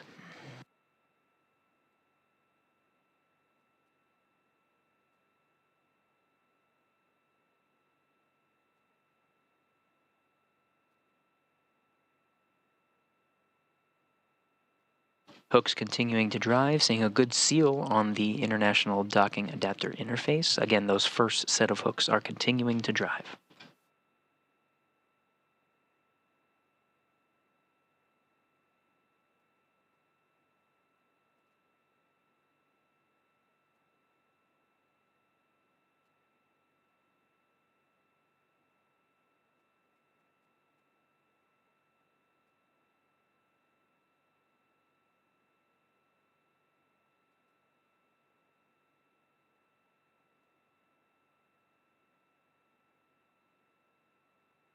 Teams are seeing a good set of first hooks. Those first set of hooks have driven and have closed. Now the second set of hooks are driving.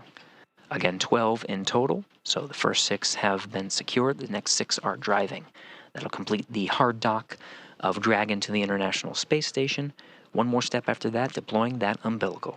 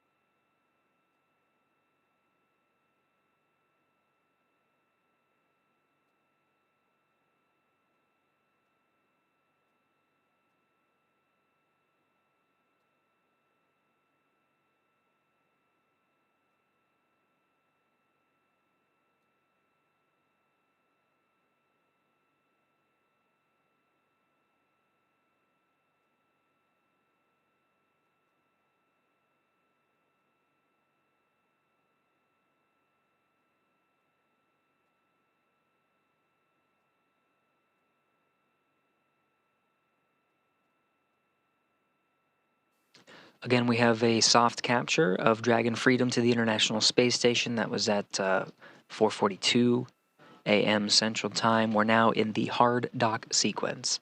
12 hooks are used to secure Dragon. The first set of hooks have driven, Dragon, and we just heard that second hard capture is complete.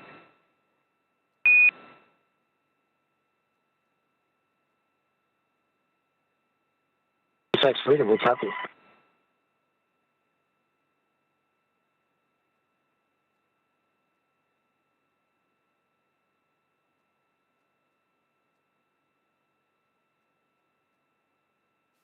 So 12 hooks, all deployed, all securing Dragon for a hard dock to the International Space Station. One more step to complete the docking sequence, deploying that umbilical. In the meantime, with a hard dock that does secure the Dragon to the International Space Station, they don't have to be as careful with the loads imparting on the inside. Typically during this sequence, they have what's called an exercise constraint, so the astronauts on board station, all 7 of them, are not allowed to exercise during that time, so there's no oscillation, no vibration. They've just lifted that constraint for the crew inside so they can get on with their workout. In the meantime, we're still standing by for the deployment of the umbilical on Dragon to complete the docking sequence.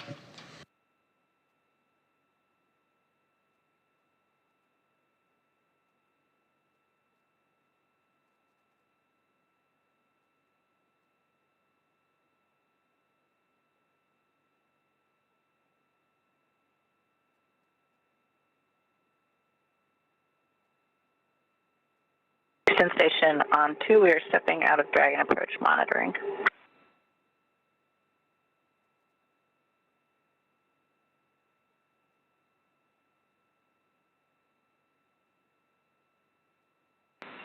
Houston copies and concurs.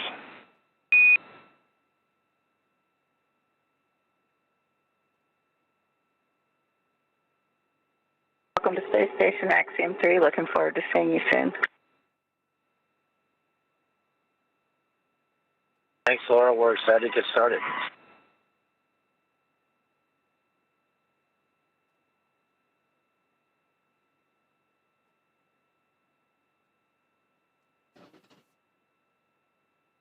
With all hooks driven, Laurel O'Hara and Jasmine Mogbelli inside the space station are relieved of their monitoring duties, welcoming the crew to the space station. The soft capture ring has been stowed, all 12 hooks are driven, and the umbilical is now deploying. We are almost done with the docking sequence.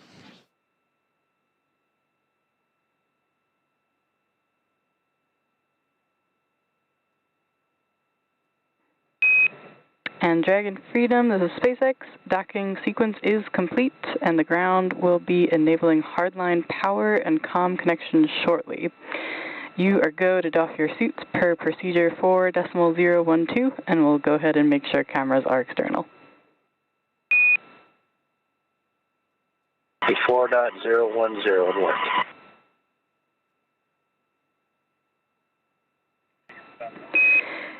And copy Dragon, just to note that's 4.012.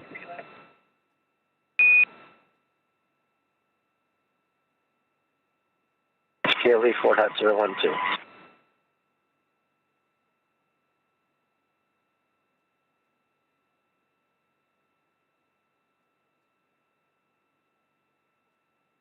And with that, Dragon Freedom and the Axiom Mission 3 crew inside has formally docked to the International Space Station. The docking sequence is complete.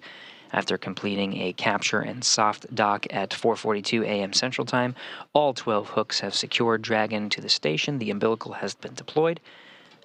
Laurel O'Hara and Jasmine Mogbelli have been released of their duties.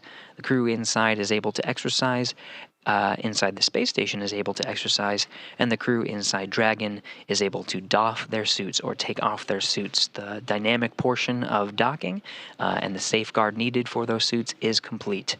The Dragon crew, it will now doff their suits and prepare for entering the station in just about approximately an hour and a half. Maybe some change, but we're looking at a hatch opening approximately 6:30 a.m. Central Time. If they stick with the timeline, we'll continue to monitor and provide updates and continue our coverage of the Axiom Mission 3 crew's arrival to the International Space Station, but based on current planning, that is what we are planning for. After hatches are opened, the crew members of Expedition 70 will welcome the Axiom Mission 3 crew to the International Space Station, and the cadre of 11 will gather for a welcome ceremony to begin their 14-day stay, their journey aboard the International Space Station.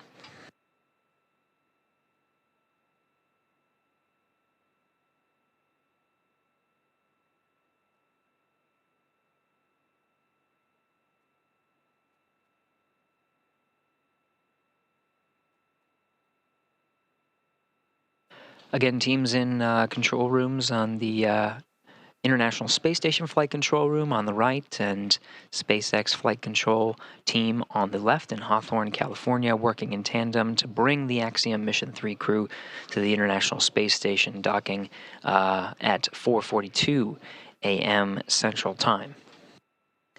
Now, with the docking sequence complete, the crew and the teams will make steps to bring the Axiom Mission 3 crew inside the International Space Station. One of the primary things that will happen over the next hour and a half before the hatches are opened is there is a space in between the Dragon hatch and the International Space Station hatch called the vestibule, currently at vacuum. We need to bring that up to equalize the pressure between Dragon and the station, about what we find at sea level, 14.7 pounds per square inch. That process will take some time, introducing air and making sure there are no temperature fluctuations, and we're getting a good read to make sure there are no leaks as we methodically bring the pressure up from vacuum up to 14.7 psi.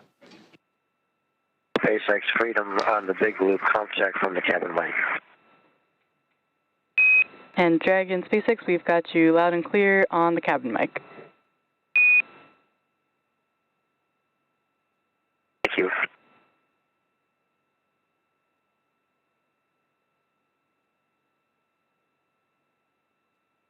We'll hear these periodic check-ins from the crew as they make their way through the process of doffing or taking off their suits and getting ready to open up the hatches, configuring the inside of the Dragon cabin for eventual ingress and welcome into the International Space Station. Cabin mic being Station inside Houston the on Dragon, the big loop outside for the suit. Laurel and PMA ingress.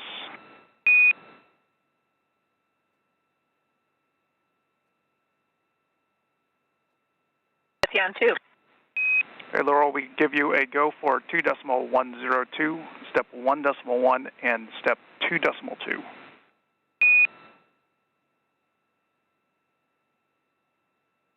Copy. Go step 1.1 and 2.2. Good copy. Alert.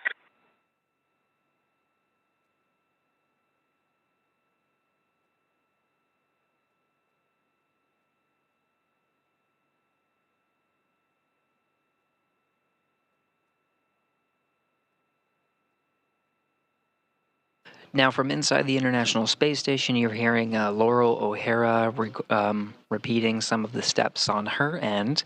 After taking on the job of monitoring the spacecraft's approach and docking to the International Space Station, she now moves on to the methodical steps of opening up the hatch and preparing the International Space Station for the entry of new crew members. There are several hatches she'll have to open and areas she'll have to prepare in order to welcome the crew. There are two hatches that she'll have to work with. First is the Node 2 forward hatch that has been currently closed through the docking operations. That just allows her and the International Space Station crew access to the pressurized mating adapter. It's really a channel to get us all the way down to what's called the A-Pass hatch.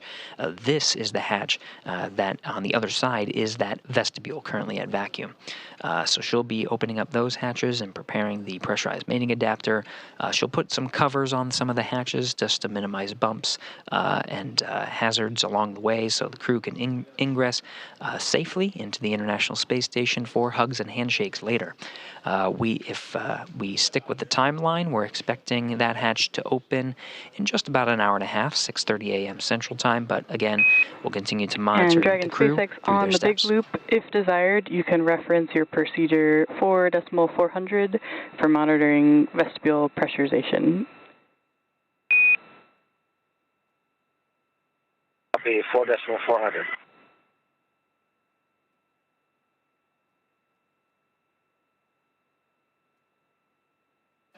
It'll be Laurel O'Hara on the station side performing some of the steps for vestibule pressurization, but the crew operations resource engineer in Hawthorne reading up to the Axiom crew inside Dragon, which you see on your screen.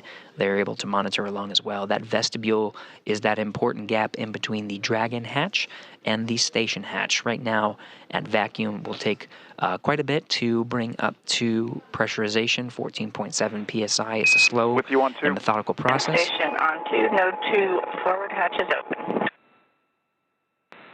Houston copies.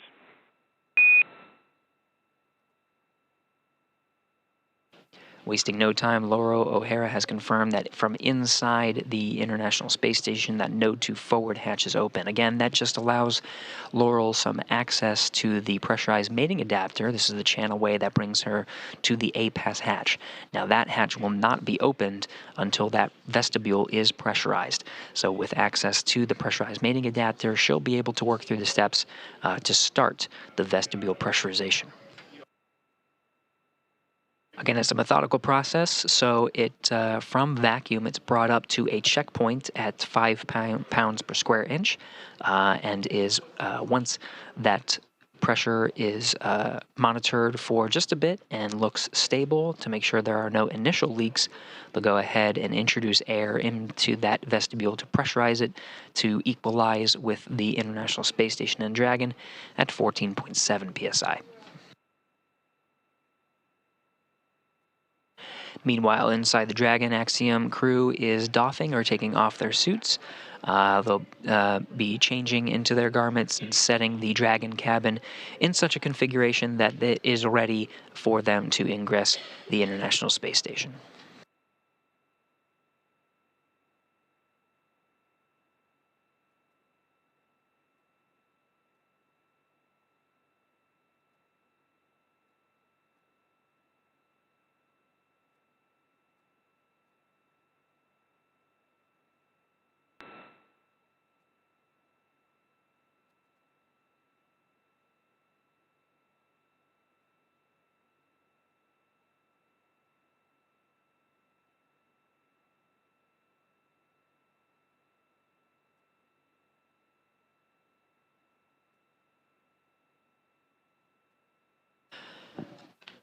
Laurel O'Hara getting a jump start on that vestibule pressurization, already starting some of the initial work, again to bring that vestibule pressure up to 14.7 psi.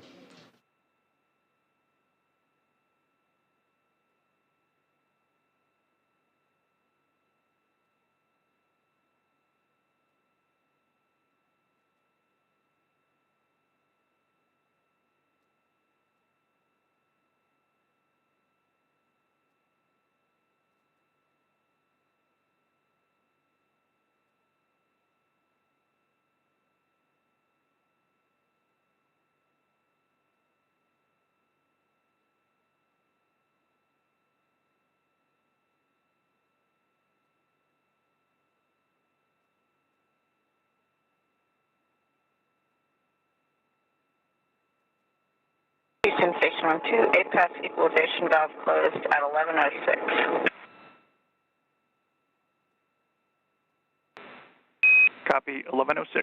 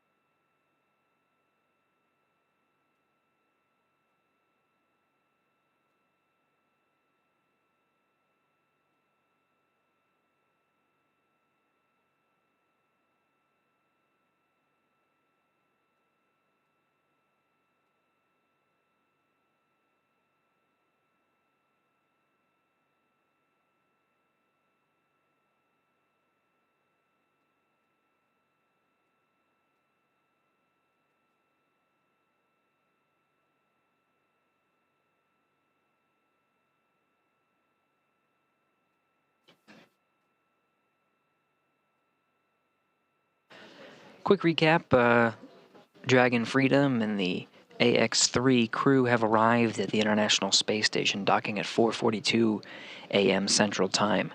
Dragon has been hard docked and the docking sequence is complete. Umbilicals are mated and hooks are driven to secure Dragon to the International Space Station. Crew inside is doffing their suits and preparing for ingressing the International Space Station. It will take some time, though.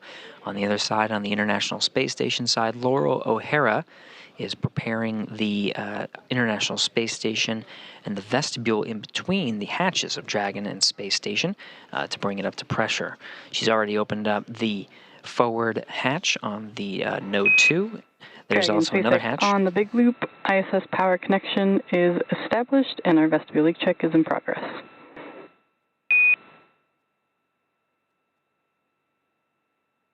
SpaceX Freedom, we copy.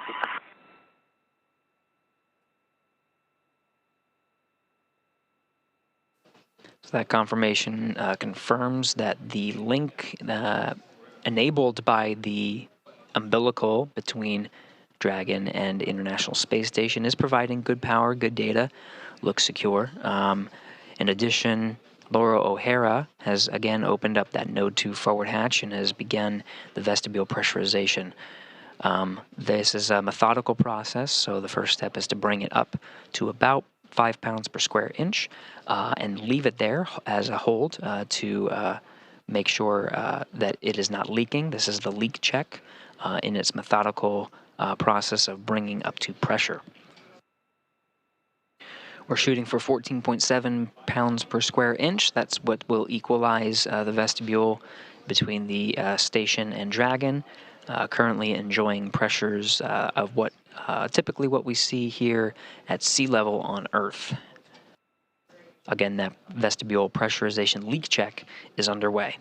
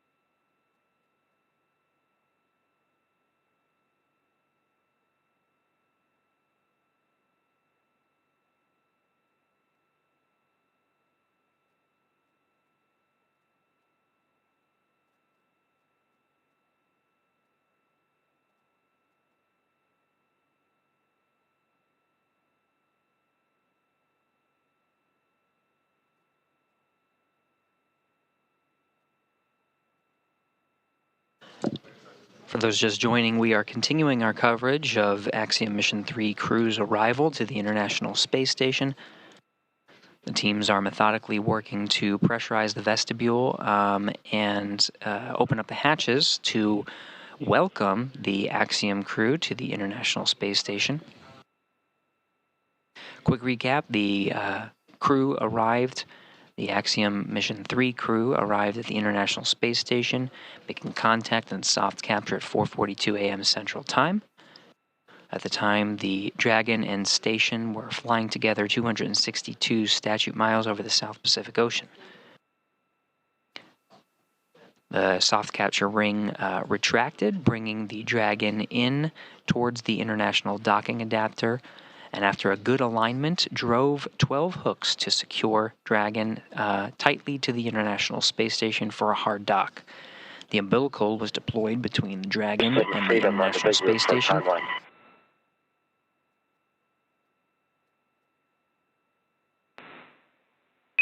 With you on the big loop. Well, just wondering, with the delay in docking, do you have an update for the time of the events coming up, the joint events?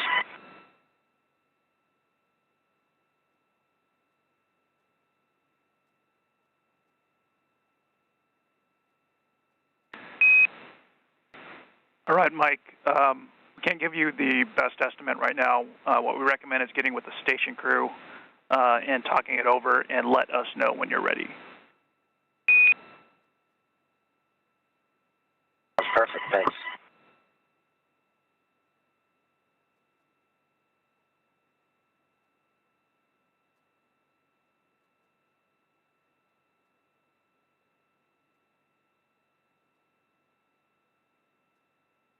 Station, we are waiting for your report that the leak check is complete.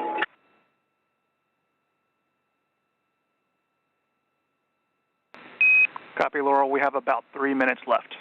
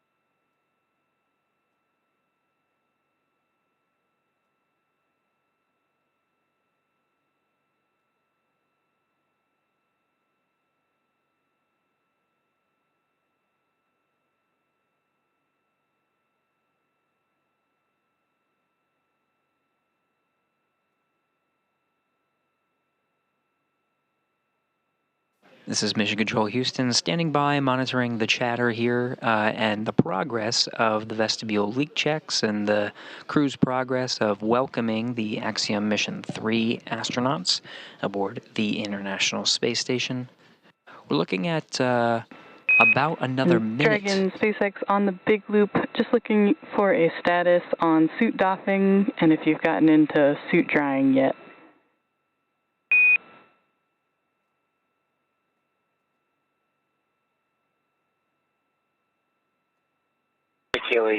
Seats 1 and 4 are out of their seats and out of their suits, and both suits are drying. Seat 3 just egressed his seats and will be doffing here shortly.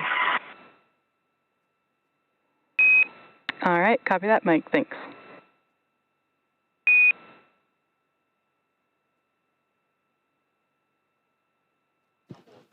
So a quick status on the crew's progress of opening up those hatches. That communication you just heard was from the crew operations resource engineer in Hawthorne with the mission control teams and with SpaceX in California. We're asking for a status from the Axiom Mission 3 crew. They are partway through their suit doffing, meaning taking off their suits and drying. They hang them out and make sure that the water is released. Making some good progress there. In the meantime, on the space station side here in Houston, monitoring that vestibule leak check. When the vestibule pressure is brought up from vacuum to 5 pounds per square inch, there's a period where the teams allow for temperature fluctuations to dampen in order to have a good leak check. There's a little bit of oscillation, so allowing time to pass and allowing the temperature to sort of equal out allows the team to set a clock for approximately 15 minutes, monitor the pressure inside the vestibule, make sure it is good to go, and then after the 15-minute mark, proceed with bumping that vestibule pressure all the way up to equalize with the International Space Station.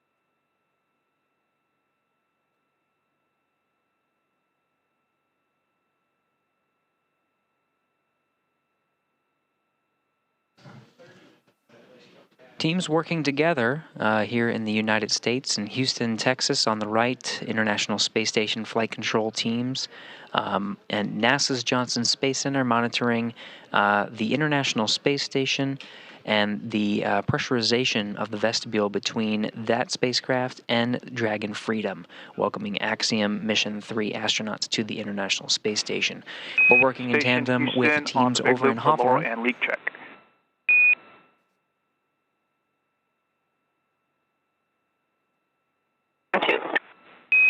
Hey, Laurel, leak check is still in work. We're going to need another 10 minutes.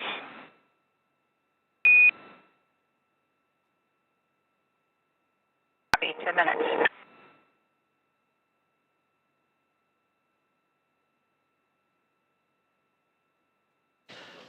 The Capcom here in Houston, William Vu, talking with Laura O'Hara, who is working on the vestibule leak check. It's holding at about 5 pounds per square inch, but we're just taking some time to evaluate and make sure that data is good to go and that there are indeed no leaks as we continue, before we continue with the pressurization of that vestibule up to equalize with the pressure of the International Space Station. Now, as we're waiting for those leak checks and waiting for some good data, again, we're working in tandem with the teams over in Hawthorne, California. The Dragon flight control teams brought the Axiom Mission 3 crew from launch all the way to rendezvous and dock with the International Space Station. Let's check in with the teams over there with Kate and John. Thanks so much, Gary. Great words there. And it's safe to say now that 37 hours after they lifted off from Kennedy Space Center, the AX-3 crew has arrived at the International Space Station, as you can see there on your screen. I'm sure that they will all be very eager to have that hatch opened in just a little while. In order to get here over the last 37 hours, the Dragon capsule executed a number of burns in order to chase down the International Space Station. From lifting off at Kennedy Space Center and then reaching the station as we see it now. A number of things occurred, including basically those orbital maneuvers in order to get to the station and approach it in a very slow, calm, choreographed manner, as we have seen over the last couple hours. The crew also had the opportunity to tune in with us and do an on-orbit event about only 90 minutes after they took off. Very quick. And really, this is just the beginning of their mission. They're going to be here for up to 14 days. Oh, yeah, and it's going to be a packed mission, Kate. Over the course of the next 14 days, the crew will be heavily focused on payload and research operations. This is the core of their mission. In fact, that's over 230 hours of combined research efforts. So much. It is. And what's really cool about it is, we know that payload utilization is such a commodity on station, and this gives an opportunity for research agencies, governments to really get that dedicated time from these crew members. That's really, really important to them. But additionally, crew's also going to be heavily involved in the arts outreach. And I'm so excited for that. I am too. I love that aspect of spaceflight. It's an essential part of human spaceflight and expeditions, and I'm really excited about it. And in addition, a lot of public outreach and engagement, because after all, as we've mentioned, this is Turkey's first flight. So this is going to be a packed mission for the crew. It's going to be an exciting mission for the crew. There's tons of research that's going to be going on over the next two weeks on ISS. And really, this is the goal of ultimately these private astronaut missions, right? Yeah. Commercializing space. You need this kind of energy put into a very short period of time. That is true. Very exciting. You mentioned energy, and they're going to need a lot of it because, they are up at the International Space Station, and as you mentioned earlier in the webcast. Freedom, Houston on the big loop. Stand by for hardline audio config.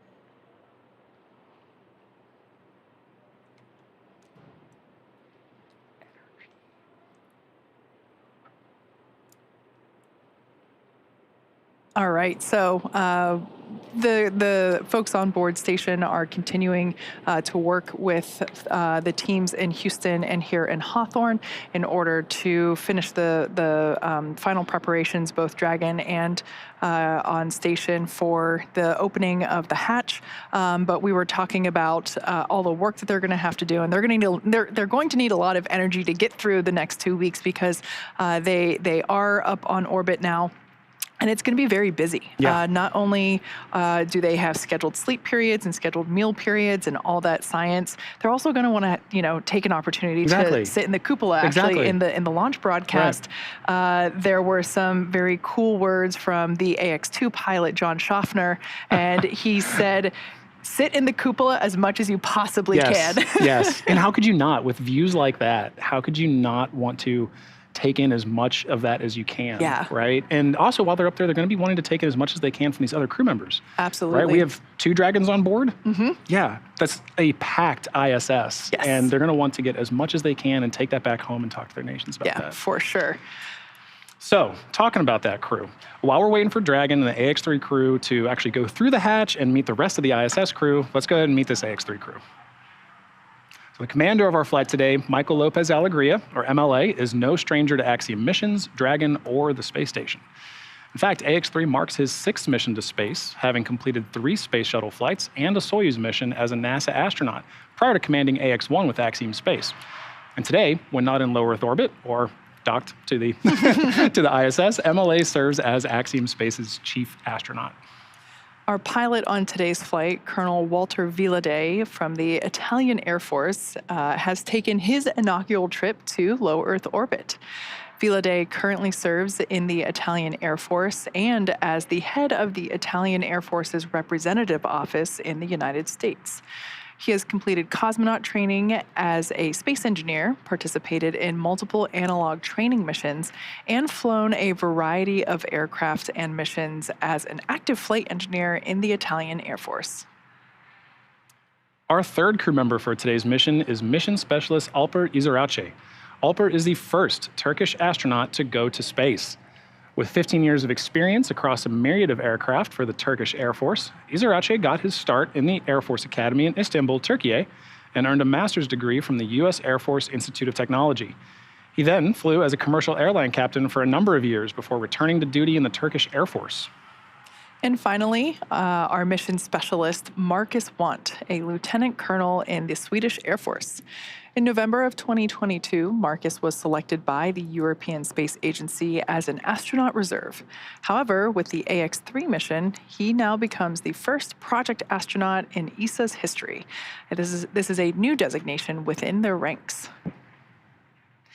So as you can tell, this is an incredible crew. They have years of experience and they are well prepared. They have trained quite a bit in order to execute the AX-3 mission, not only on Dragon systems and space station systems, but also, just all the procedures that they have to work through and all the science that they're going to have to do. Yeah, no, I think the word you hit on there, Kate, for me definitely is prepared. This crew, both individually and as a team, are so prepared for this mission. They have gone through years, collective years together, individually, but then as a team to train for this. And this is the first all-European crew. This is a huge first for spaceflight. They're representing 5 nations across the 4 of them. And missions like this really are critical for that future sustained low Earth orbit commercialization of spaceflight that we talk about. And this is one of those steps on that path. Yeah.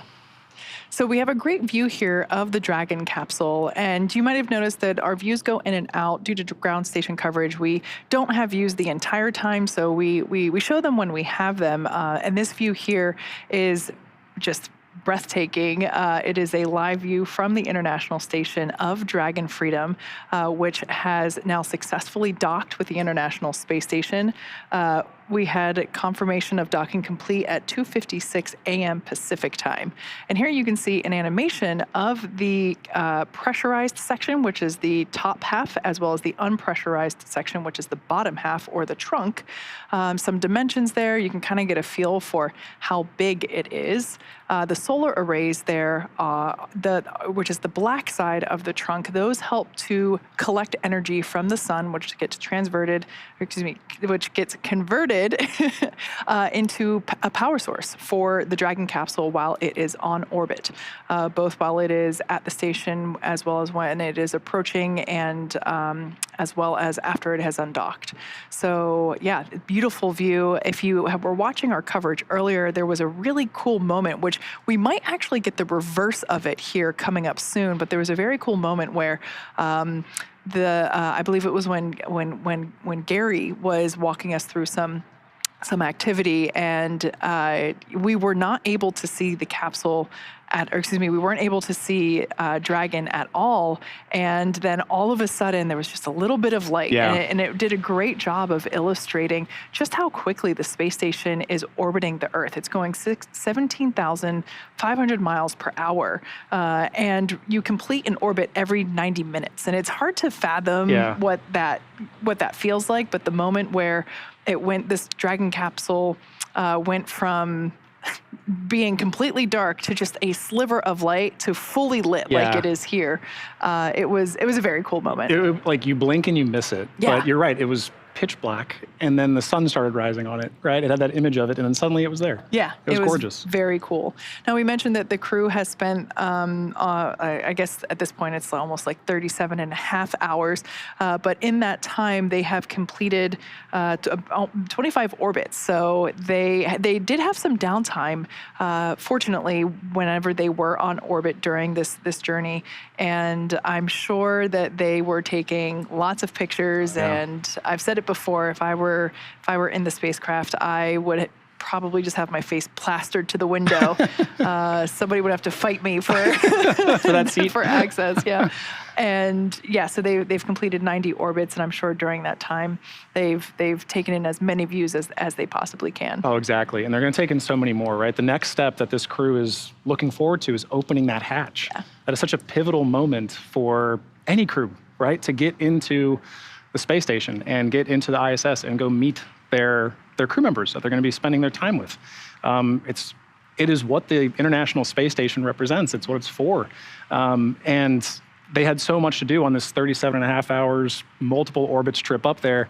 But the next step really is crossing that hatch, meeting their coworkers for the next 2 weeks, meeting their friends, their neighbors, and getting to experience all of that in a much bigger atmosphere now. They spent that time in the vehicle. It's about to get a lot bigger, and they're going to get to go into the cupola and see that view that we talked about. They're going to get to experience living and working and all of the nuanced difficulties that come with that in low Earth orbit, and it's going to be a really beautiful moment. And that's really the next step that we're working towards, is getting to open that hatch. And as Gary mentioned, it takes time for that to happen. There's a lot of timelined events that work up to once the vehicle is on orbit. Now the crew that's on the ISS has to do a lot of preparation work in order to open that hatch and get that Dragon crew across. Yeah, so absolutely. We're working towards that moment now. And most of all the physical work for those preparations are being done by the crew on board station right now. But there is also a lot of work being done by the crews here at SpaceX Mission Control here in Hawthorne, California, as well as ISS Mission Control in Houston. So there's a lot of integrated operations happening here. Actually, great view here, as we have seen a couple of times, of both of those control rooms. SpaceX Mission Control on the left, Houston Mission Control there on the right. And a lot of integrated activities.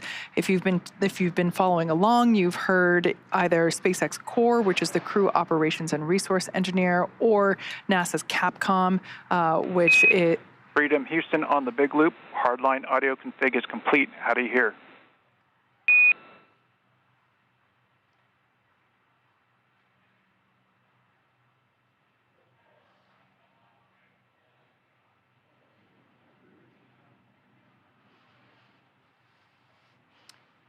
Yeah, Kate, almost perfectly you mentioned Capcom there, right? But one of the things that we're really working towards... Houston Freedom, we hear you loud and clear. We have you loud and clear as well.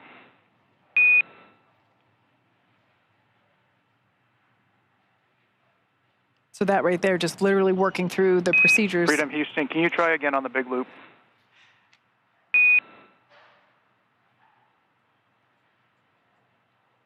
Right now, trying to establish the communication on the big loop, which is everyone all together. The big loop is exactly as it sounds. It's Houston, it's the International Space Station, it's SpaceX, it's Houston Dragon. Freedom on the big loop, comp check. Loud and clear.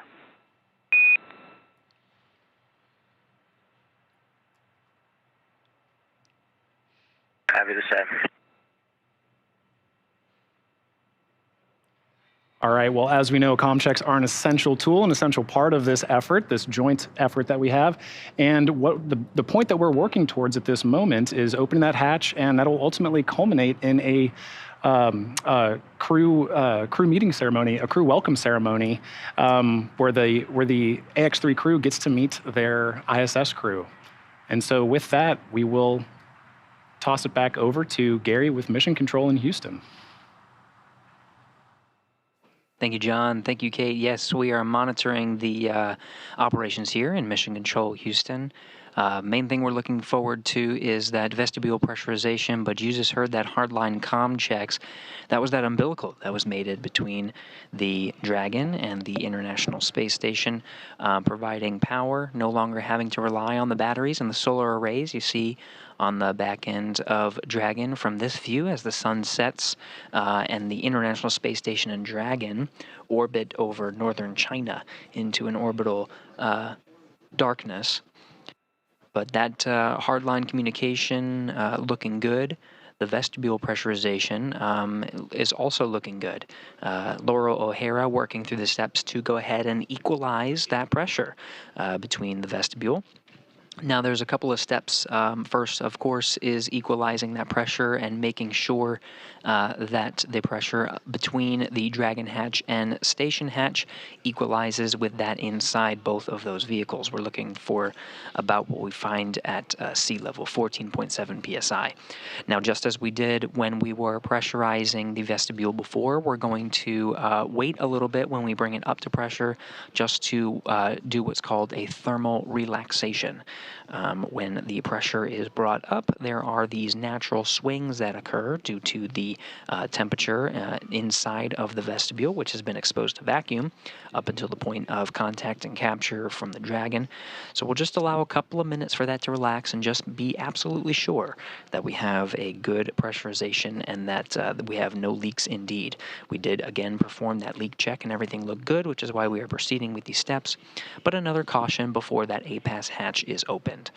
Now, once that hatch is opened, Laurel O'Hara's job is not done. It's not just opening up the hatch and then opening up the Dragon hatch. The APAS hatch itself is outfitted with what's called a docking target cross.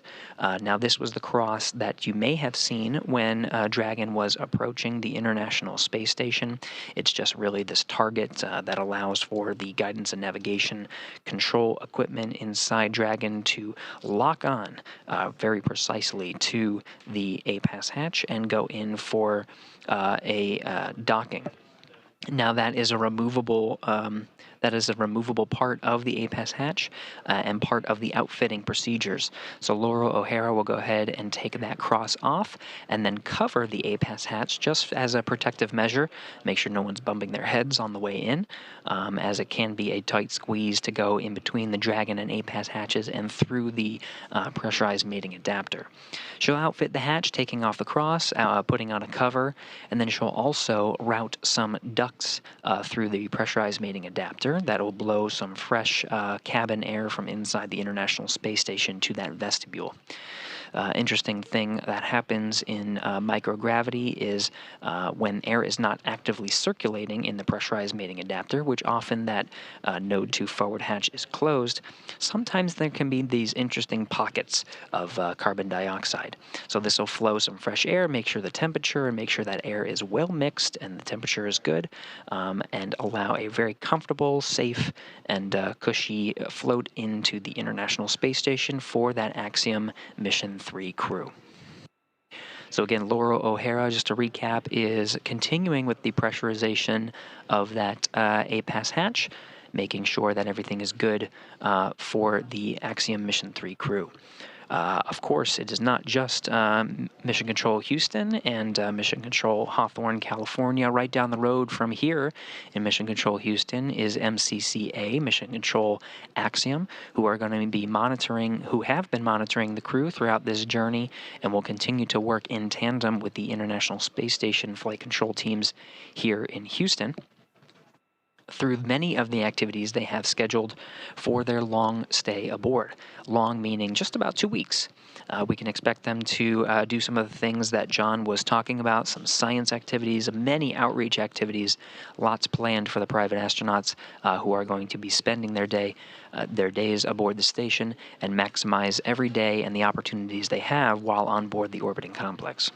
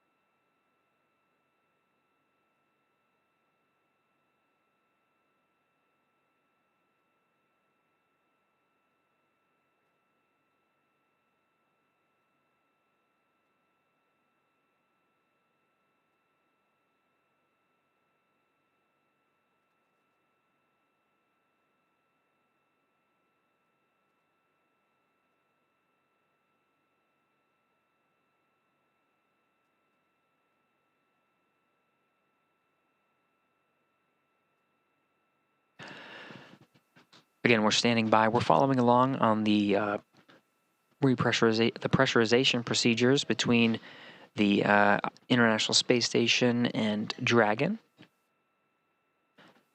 The Axiom Mission 3 astronauts docked aboard Dragon Freedom to the International Space Station at 4:42 a.m. Central Time, just a little more than an hour ago at this point.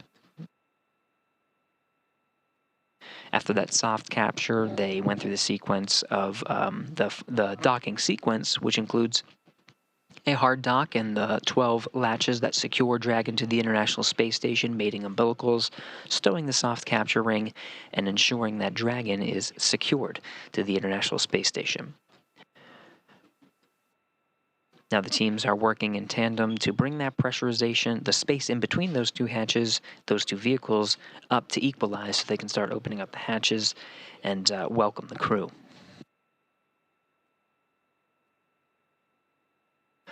Now, it's been a long day for the crew, so we can expect, based on the timeline that we're seeing, hatches to open in perhaps about 40 minutes, and a welcome event to happen shortly after that. We'll follow the operations just to see exactly when those times occur. APAS hatches open, no condensation. Houston copies.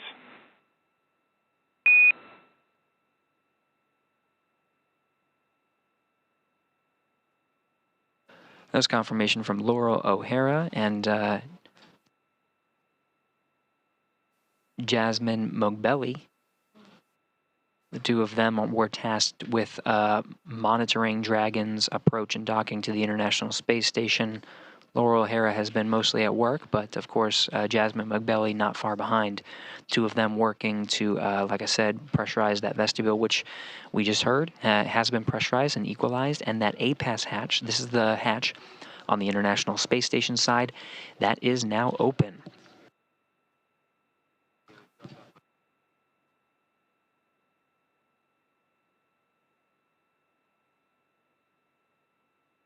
So with that APAS hatch open, the ISS crew can go through the steps to outfit the hatch before they open up the Dragon hatch.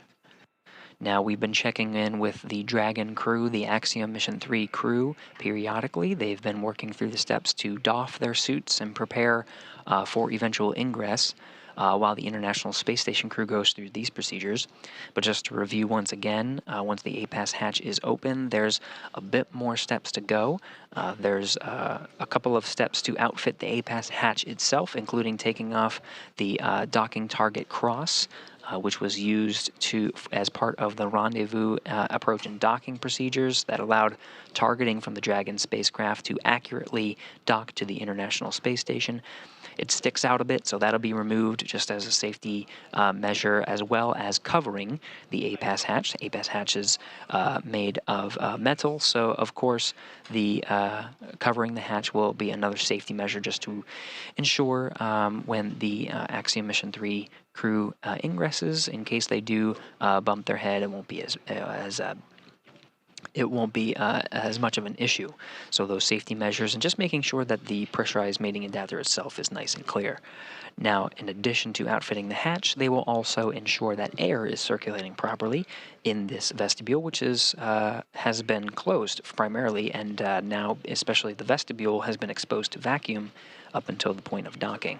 So Laurel O'Hara and Jasmine Mogbelli will route some air ducts down into the pressurized mating adapter and blow some fresh cabin air from inside the International Space Station to circulate, get some of those pockets and circulate fresh air, equalize the temperature, and make sure that they are ready to welcome that crew.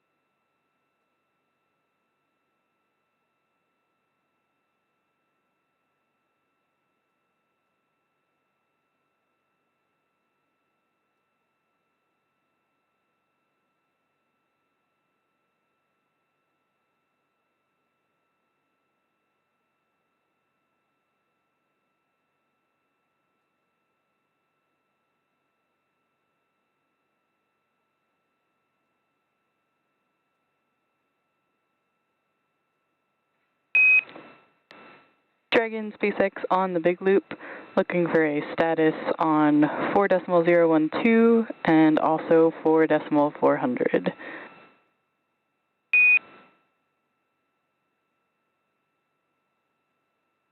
Okay, SpaceX, let's start with 4.400. We're in section 5, flushing the urine hose. We'll have a consumables report here in just a minute. Copy that in section 5, and consumables report coming shortly.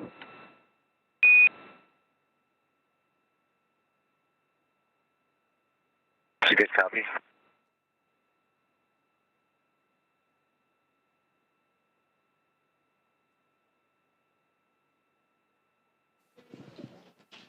You'll notice as part of these joint operations, crew operations, resource engineer checking in with the Dragon crew. 4.012 in section 3.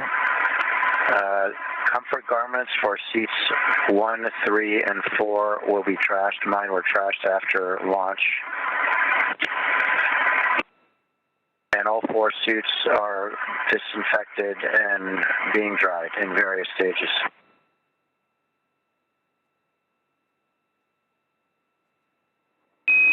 All right, copy Dragon. So comfort garments for 1, 3, and 4 will be trashed, and all suits are drying. Copy.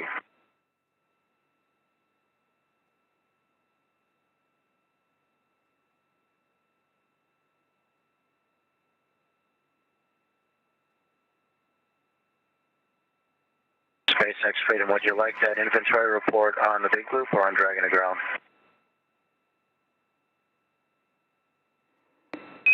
And Dragon, you can go ahead and bring that to Dragon to ground.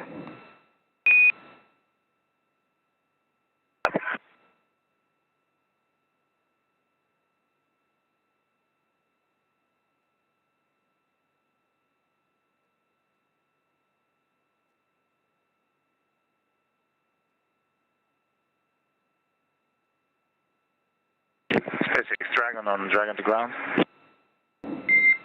And Dragon, I've got you loud and clear.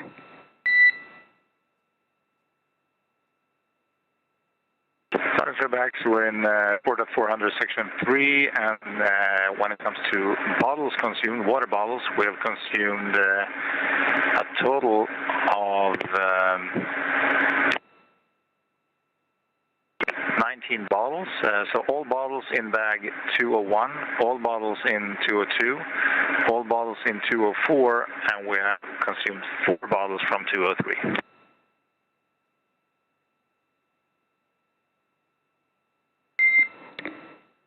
All right, copy Dragon, 19 bottles, all in 201, 202, 204, and 4 consumed from 203.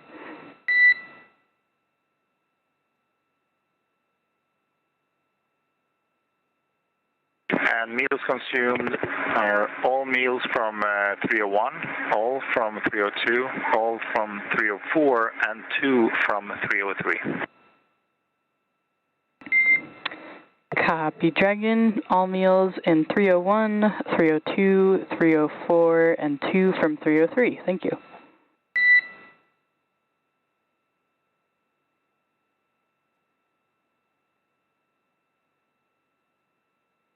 That's a good readback.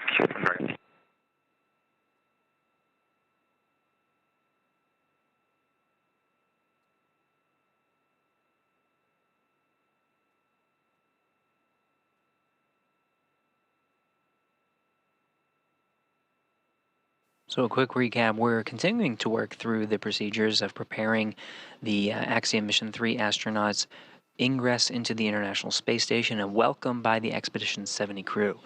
Activities happening on both ends of the hatches. We just heard a status report from the crew inside Dragon Freedom, talking about their consumables and getting the Dragon capsule itself ready for its 2-week stay aboard the International Space Station. SpaceX Freedom back on From the big left loop. to right. We're now in section 6 of 4.400, ready to equalize.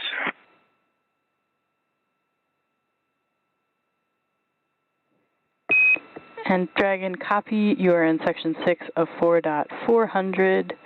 the ISS crew has opened the APAS hatch and are working through docking target uninstall, so we'll get back to you shortly on when we're proceeding to hatch open. Okay.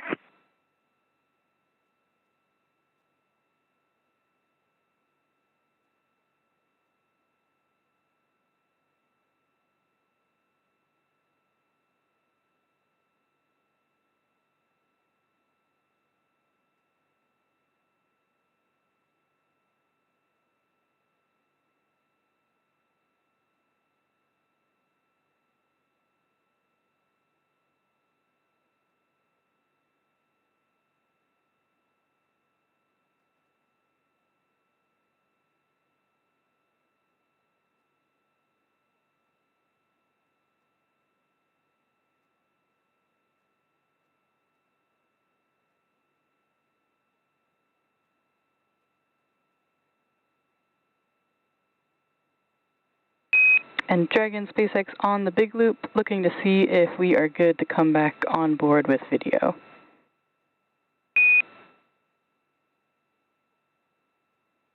Give us a few minutes, I'll call you back.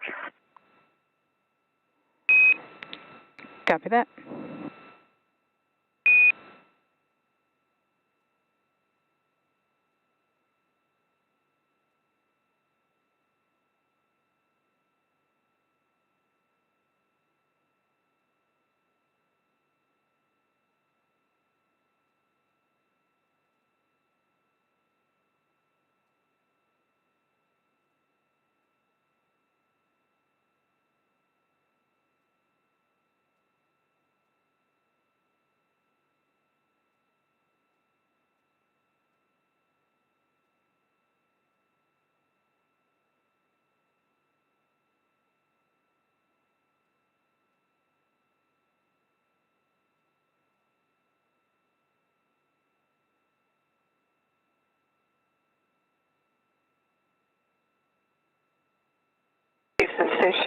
Houston Dragon Station on Space Run 2. Station is ready for Dragon hatch equalization.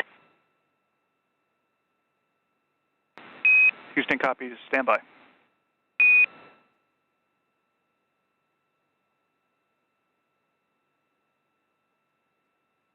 And Freedom is ready as well.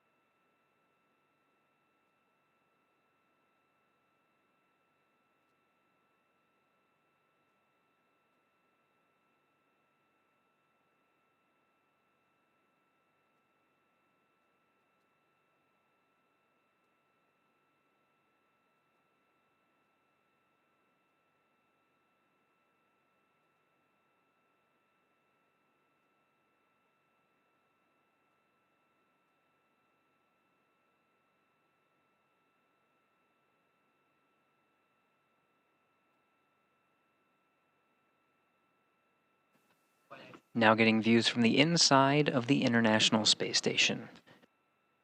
You can see some of the work that's been done before the crew was able to set up some of the cameras. Laura O'Hara, there on the right, she's been the one working through the hatch opening procedures, and she was working on the docking procedures as well. Commander of the International Space Station in the background there, Andreas Mogensen.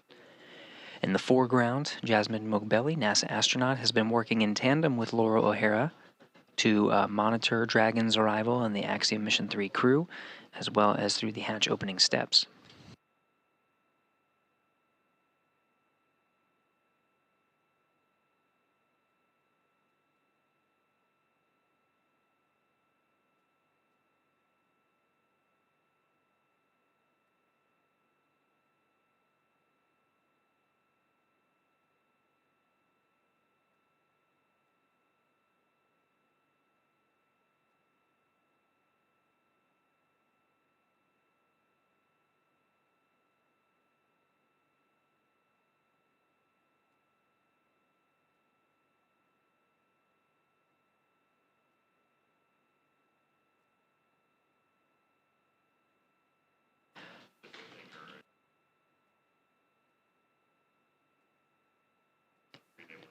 So again, Laura O'Hara and Jasmine Mogbelli have methodically worked to opening up the hatches you see in the background there. So right in the back, that is the pressurized mating adapter. You can see on the forward end, right behind Andreas Mogensen, is the Node 2 forward hatch that is open and stowed at the top portion of your screen.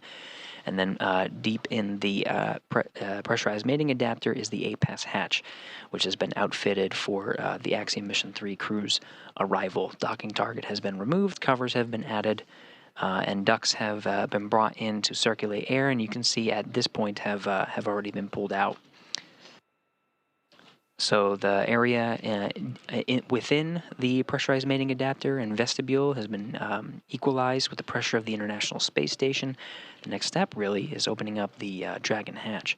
So the teams are just assessing just to make sure that that is okay to do, but you can see crews gathering right now. They got their cameras ready, smiles, and ready to welcome the Axiom Mission 3 astronauts to the International Space Station.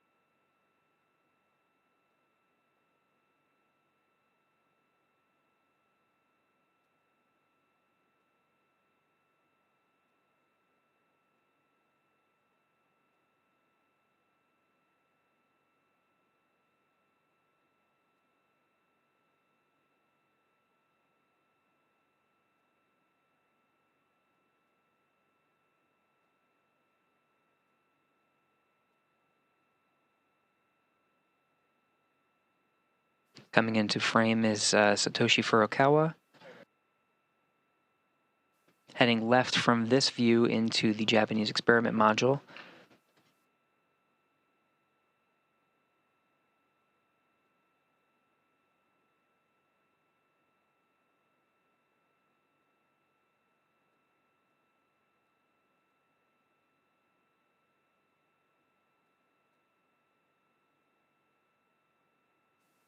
Furukawa with high-definition microphone in tow will start to equip it and will be used as part of the welcome ceremony. We can expect the full Expedition 70 crew to be there to greet the Axiom Mission 3 astronauts, see hugs and handshakes as they ingress. By the time we have all 4 Axiom crew members on board the station population will be up to 11.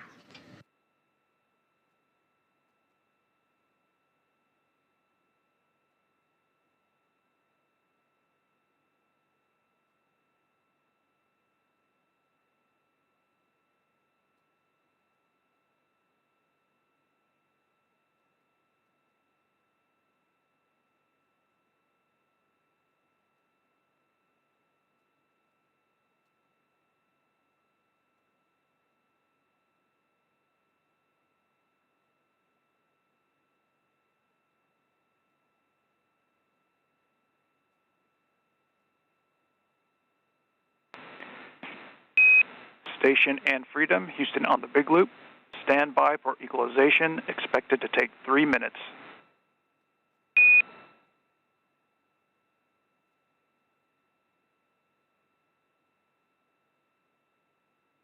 Freedom copies.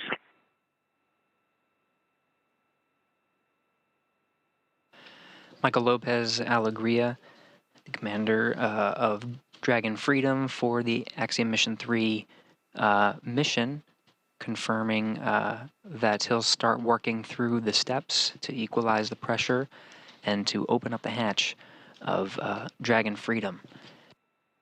We should be expecting ingress momentarily. In the meantime, we have more members of Expedition 70 gathering to welcome the crew. On the right there, you see Konstantin Borisov, who flew up with the Crew 7 cadre to the International Space Station.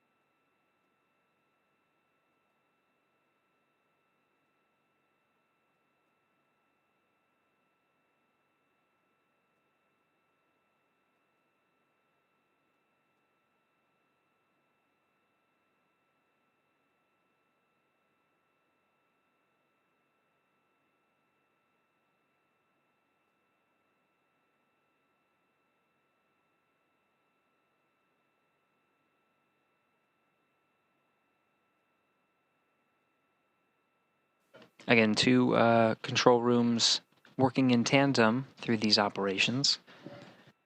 The Expedition 70 crew standing by, awaiting for equalization to go ahead and open up the hatch of Dragon.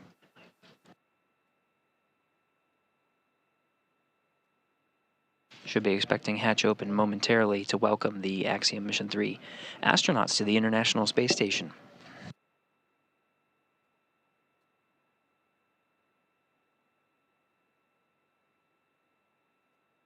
Team's just ensuring the equalization is good before going ahead to open up the hatch, but we should be expecting that momentarily.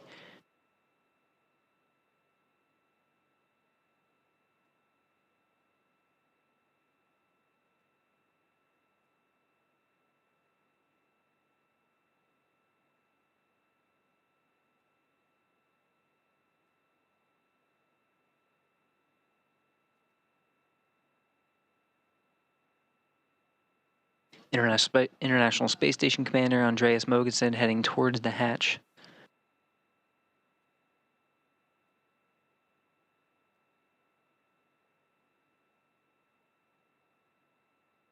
On the right, Oleg Kononenko, another Roscosmos cosmonaut, and Nikolai Chub. Expedition 70 now rounded out. Dragon SpaceX on the big loop. You have a go for hatch opening per your decal, followed by the remaining actions in procedure 4.400 section 6, and confirming if we are good to come back on board with cameras.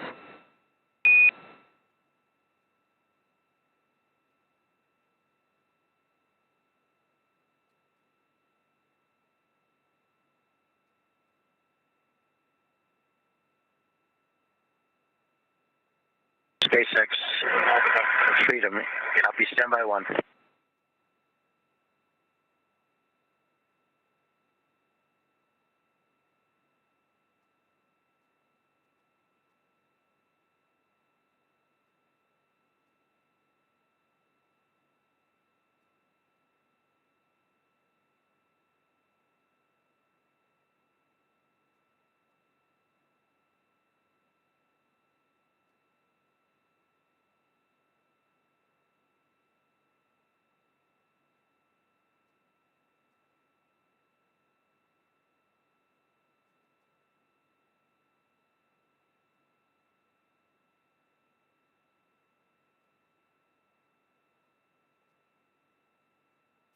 Again, the 7 members of Expedition 70 gathered in Node 2. In the background there is the forward end of the International Space Station. At the end of the pressurized mating adapter is Dragon Freedom and the Axiom Mission 3 crew members.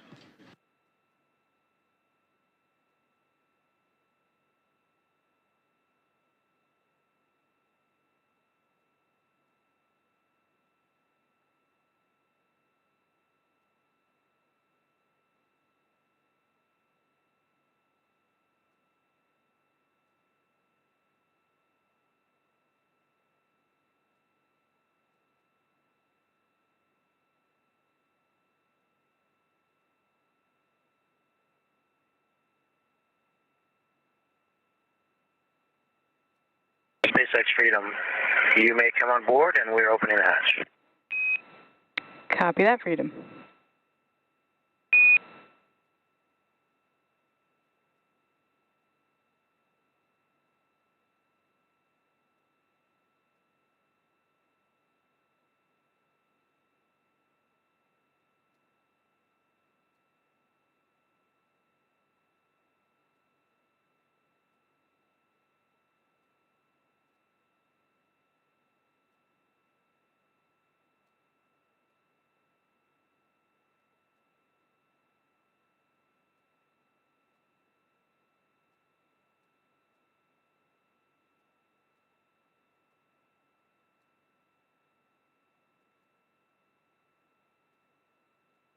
SpaceX in Houston on the big loop, the Dragon forward hatch is open. SpaceX copies. 6:13 a.m. Central Time. Dragon hatch is open.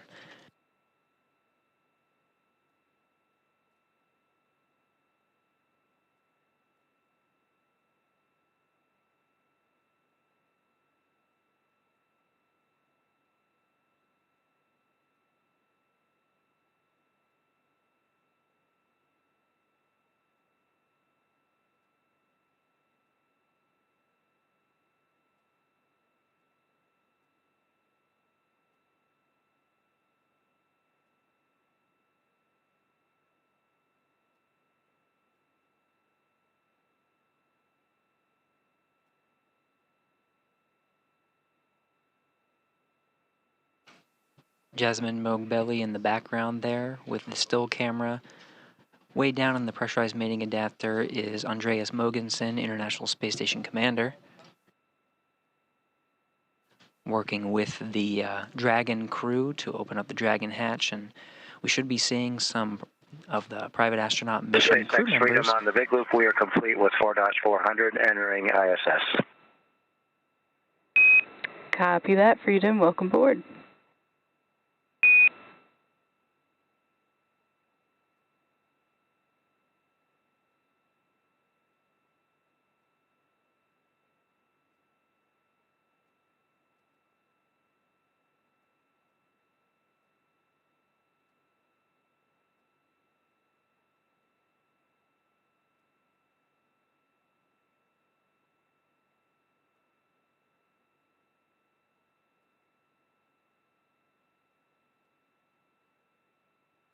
Coming together first through the hatches, Marcus Wandt and Alper Gezerauchi of Sweden and Turkey, respectively, being greeted by the crew of Expedition 70.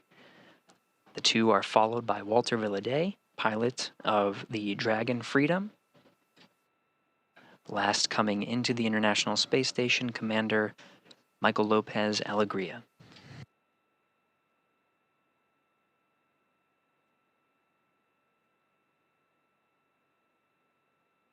"11 crew members representing 7 nations now on board the International Space Station.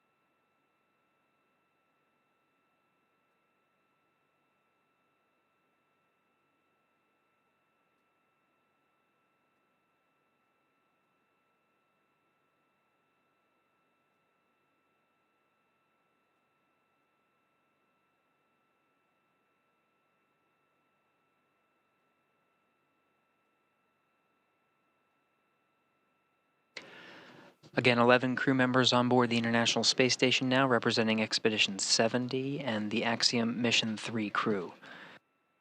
We're now in a short handover period. We should be regaining the video and audio from the International Space Station momentarily to celebrate with the crew the welcome of Axiom Mission 3 to the International Space Station. With the crew now on board the International Space Station, all hatches open between the Dragon spacecraft and the International Space Station. Once we regain video from the International Space Station, we should be preparing for setting up a welcome ceremony. All 11 crew members will gather for some remarks to commemorate this moment.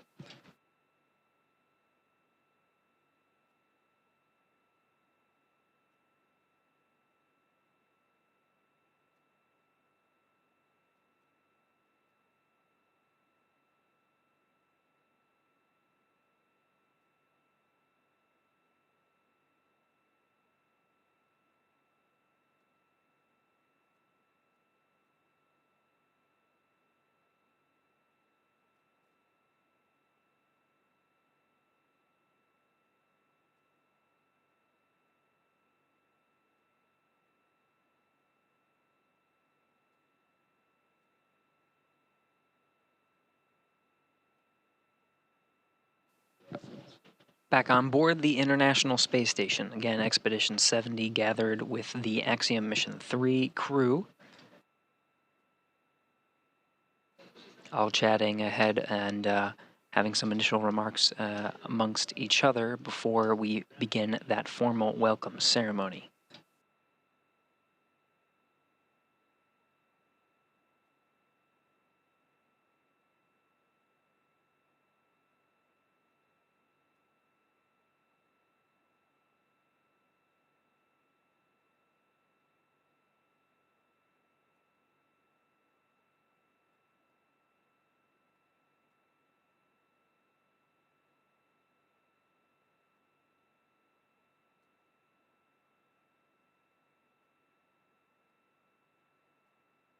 Station up 2. With you on 2. We'll go on time for the event, so at 35. We copy.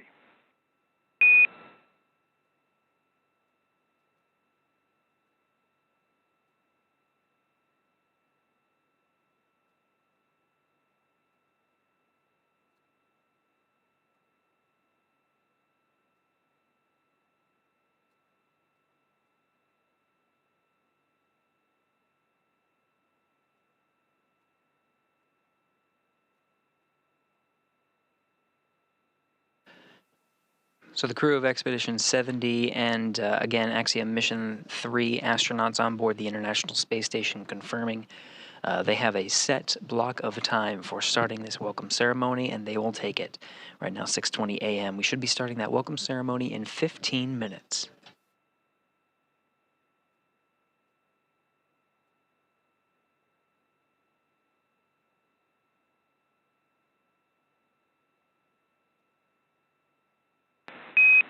Station Houston on 2. We're standing by for scene and voice.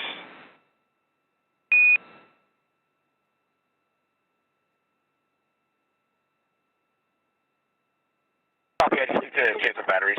Just a second. We copy.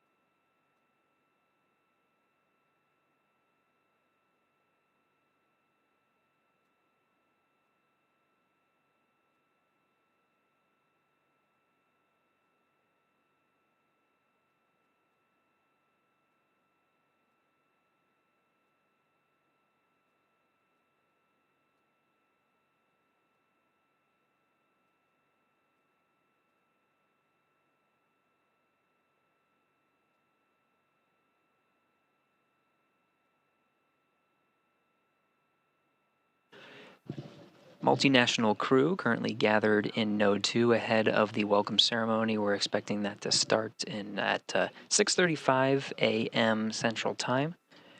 Jasmine Mogbelli, a NASA astronaut in the foreground, speaking with Oleg Kononenko, Roscosmos cosmonaut.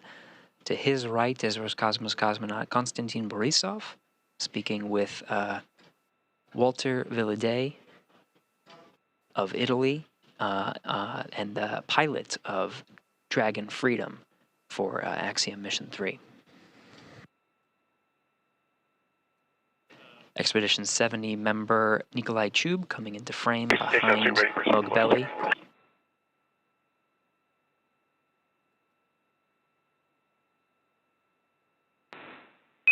Freedom crew, Houston on the big loop.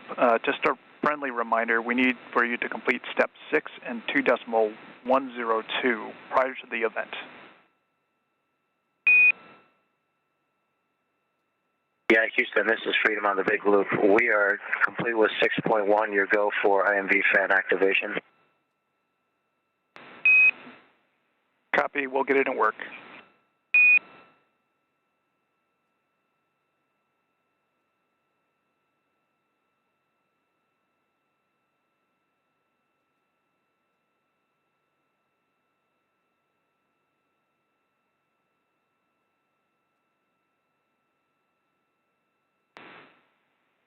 Station, we are ready for the voice check.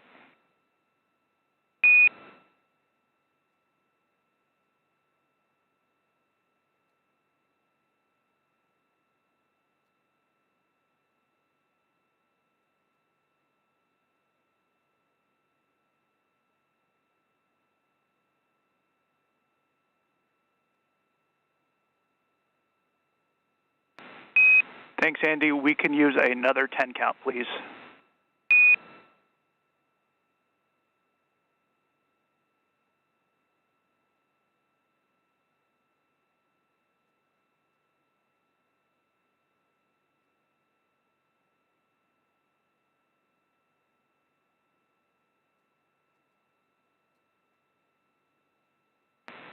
Good, scene and voice check.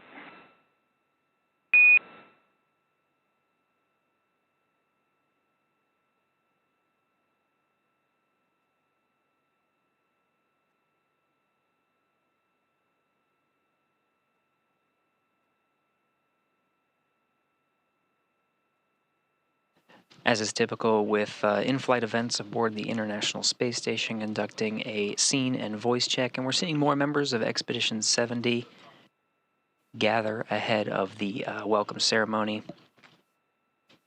Of course, we still have Commander of Axiom Mission 3, Michael Lopez Alegria, and the mission specialists that were aboard Dragon Freedom, Alper Gezerauchi, and Marcus Wandt. In frame here, we have pilot Walter Villadei of Italy.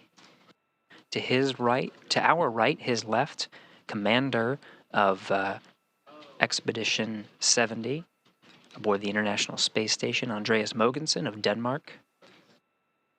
Going right from there is Konstantin Borisov and Oleg Kononenko of Roscosmos.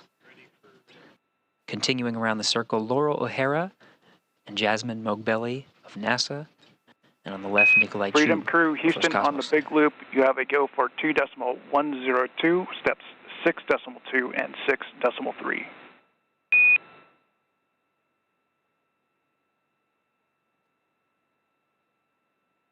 6.2 and 6.3 in work.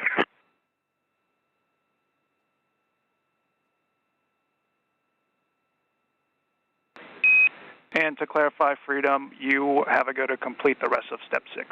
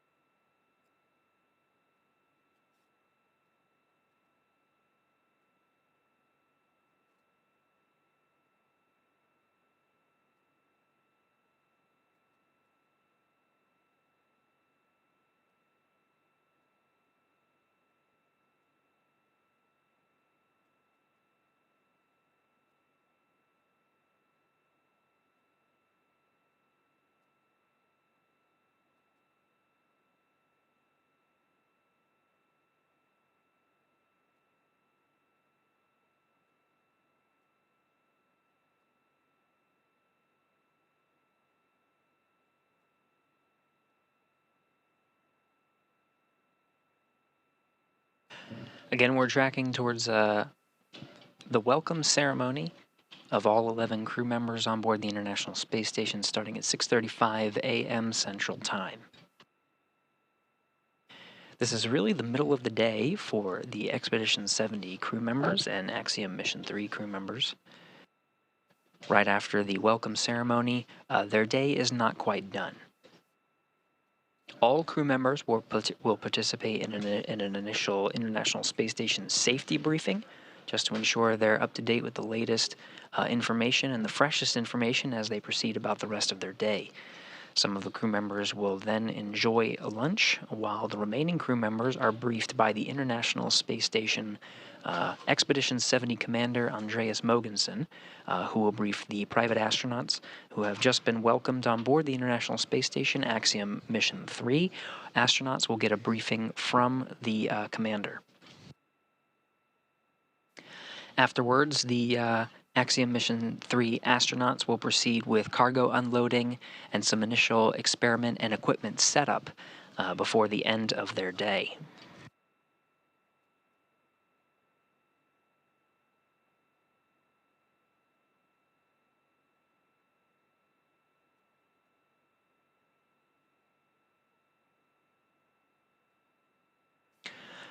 Tomorrow, Sunday, is a relatively light day for the Expedition 70 and private astronaut crew members, continuing with some cargo transfer ops, but setting up some initial experiments and enjoying a lighter day before they really hit the ground running for their first week aboard the International Space Station. Axiom Mission 3 is expected to be a 14-day mission.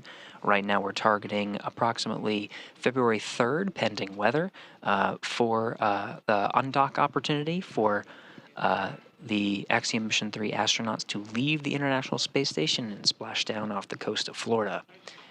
But of course, starting Monday, we'll begin a myriad of scientific and education activities for them to complete.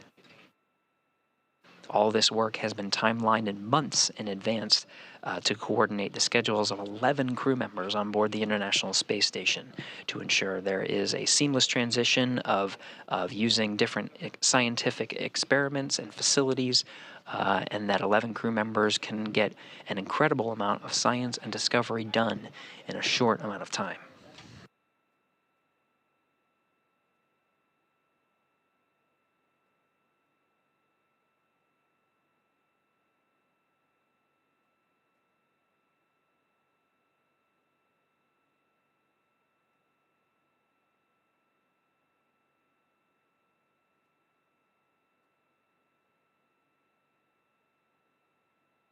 SpaceX in Houston from Freedom on the Big Loop. We're complete through step 8 of 2.102.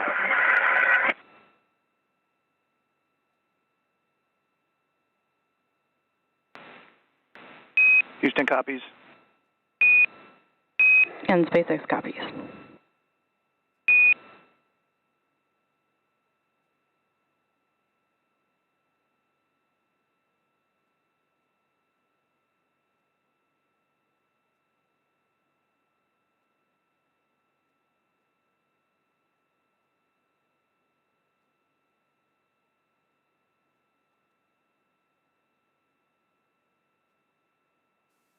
Axiom Mission 3 crew member and mission specialist aboard Dragon, Marcus Wandt, coming into frame.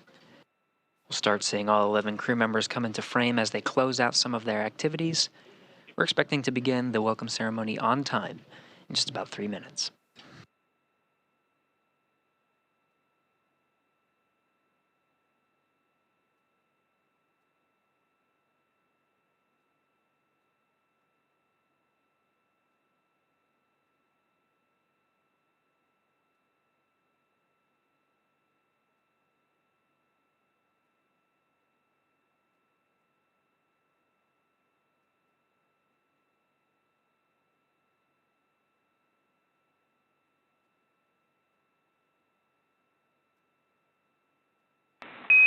Station Houston on the Big Loop. We are 2 minutes out from the event.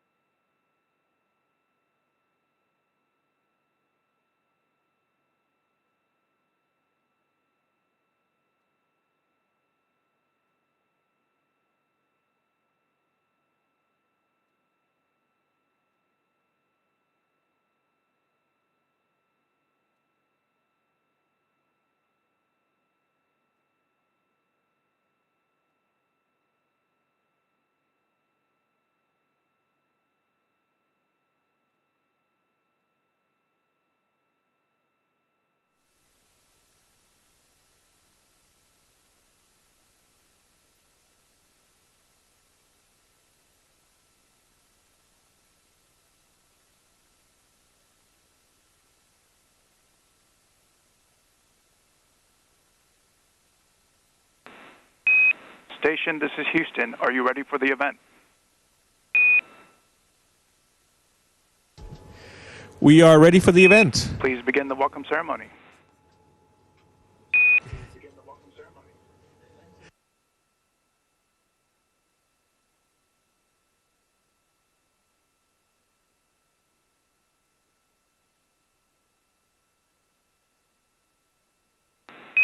Andy, Houston on 2, can you check the mic, please?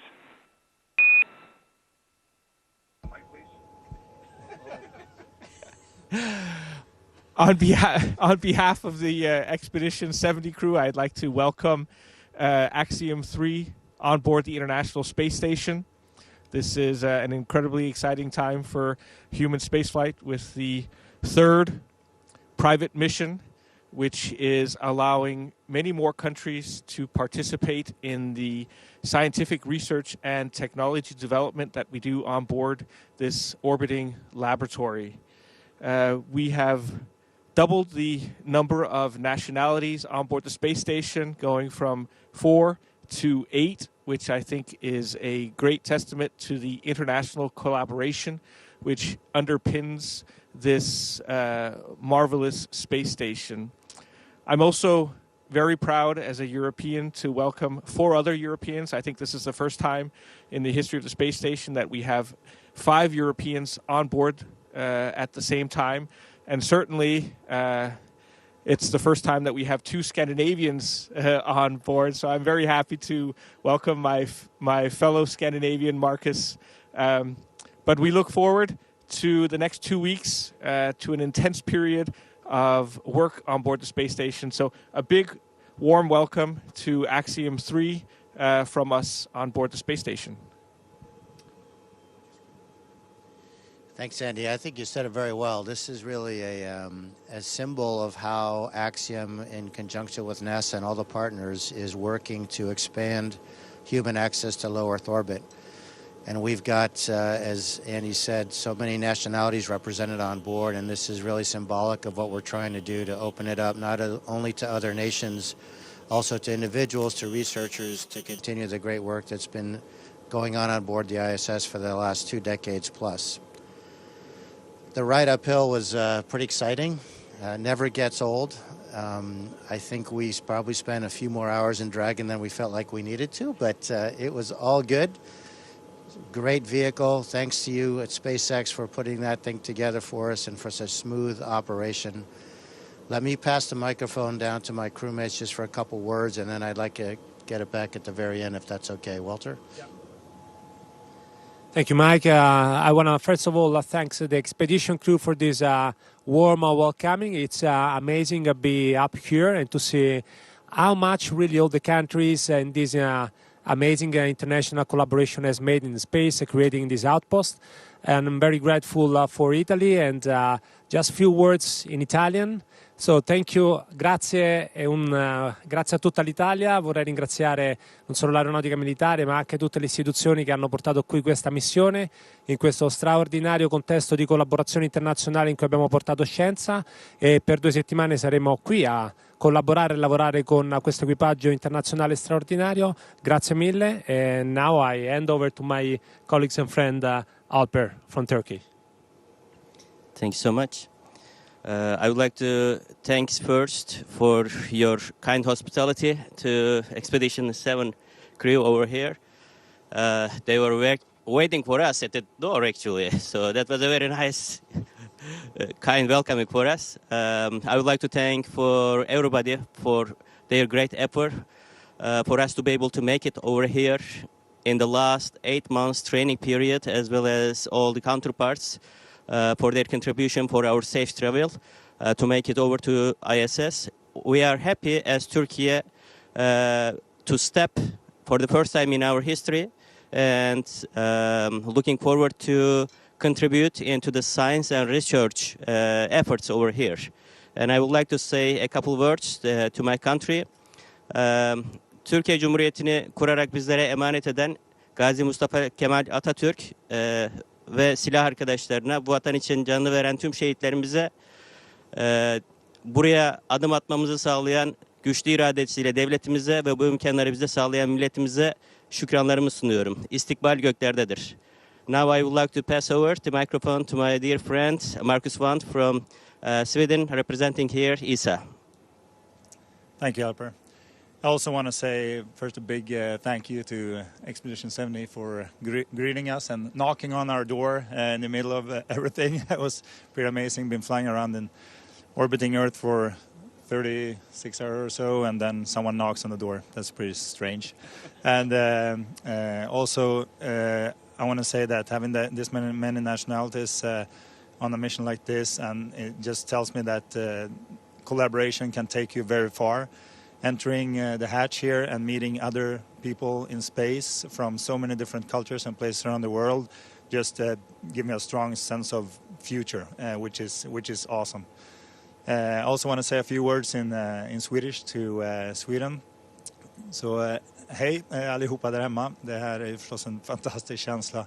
Uppskjutningen var en resa, jag har aldrig varit med om något liknande förut, och sen att få se jorden från ovan och sväva runt och känna att Sverige på ett så kraftfullt och beslutsamt sätt valde att ställa sig långt fram i utvecklingen igen, vilket vi ofta gör, och fortsätter vara ett innovationsland och visa andra att gott samarbete fungerar. För vi har också här pionerat det nya sättet för Europa att ta sig upp och öka frekvensen i rymdutforskningen på ett sätt som vi inte har sett förut.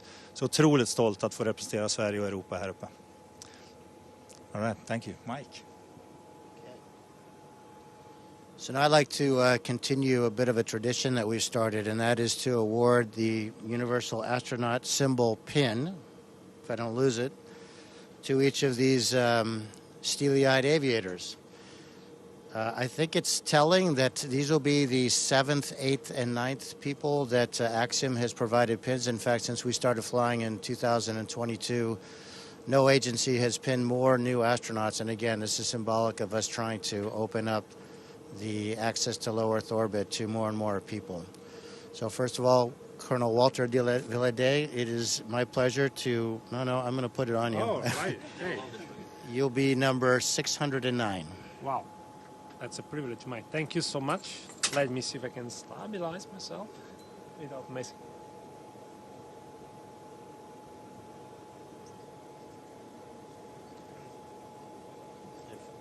If you guys can, if you can slide down and have these guys slide here. Thank you. This is a real pleasure to award this pin to the first Turkish astronaut in history. I don't think I need to say anything more. Alper. Can you hold the microphone? Yep.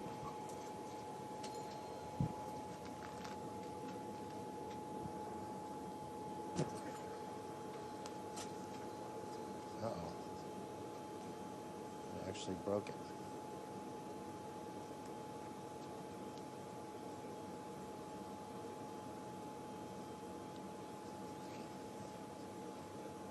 There we go.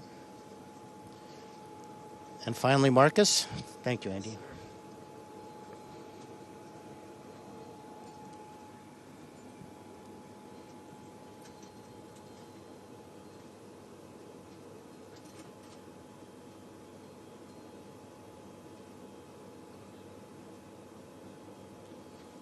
Thank you, Mike. I failed to mention Alper obviously is number 610 and Marcus is 611. And finally, I want to thank all of you guys again for welcoming us aboard. I know that it's tough to have guests in your house, and we promise not to spill any red wine on your white carpet. Thank you, Andy. Once again, welcome, and we look forward to working with you for the next 2 weeks. It's going to be an incredible mission, and we're excited to have guests. Thank you to all participants, and welcome aboard Axiom 3 station. We are now resuming operational audio communications.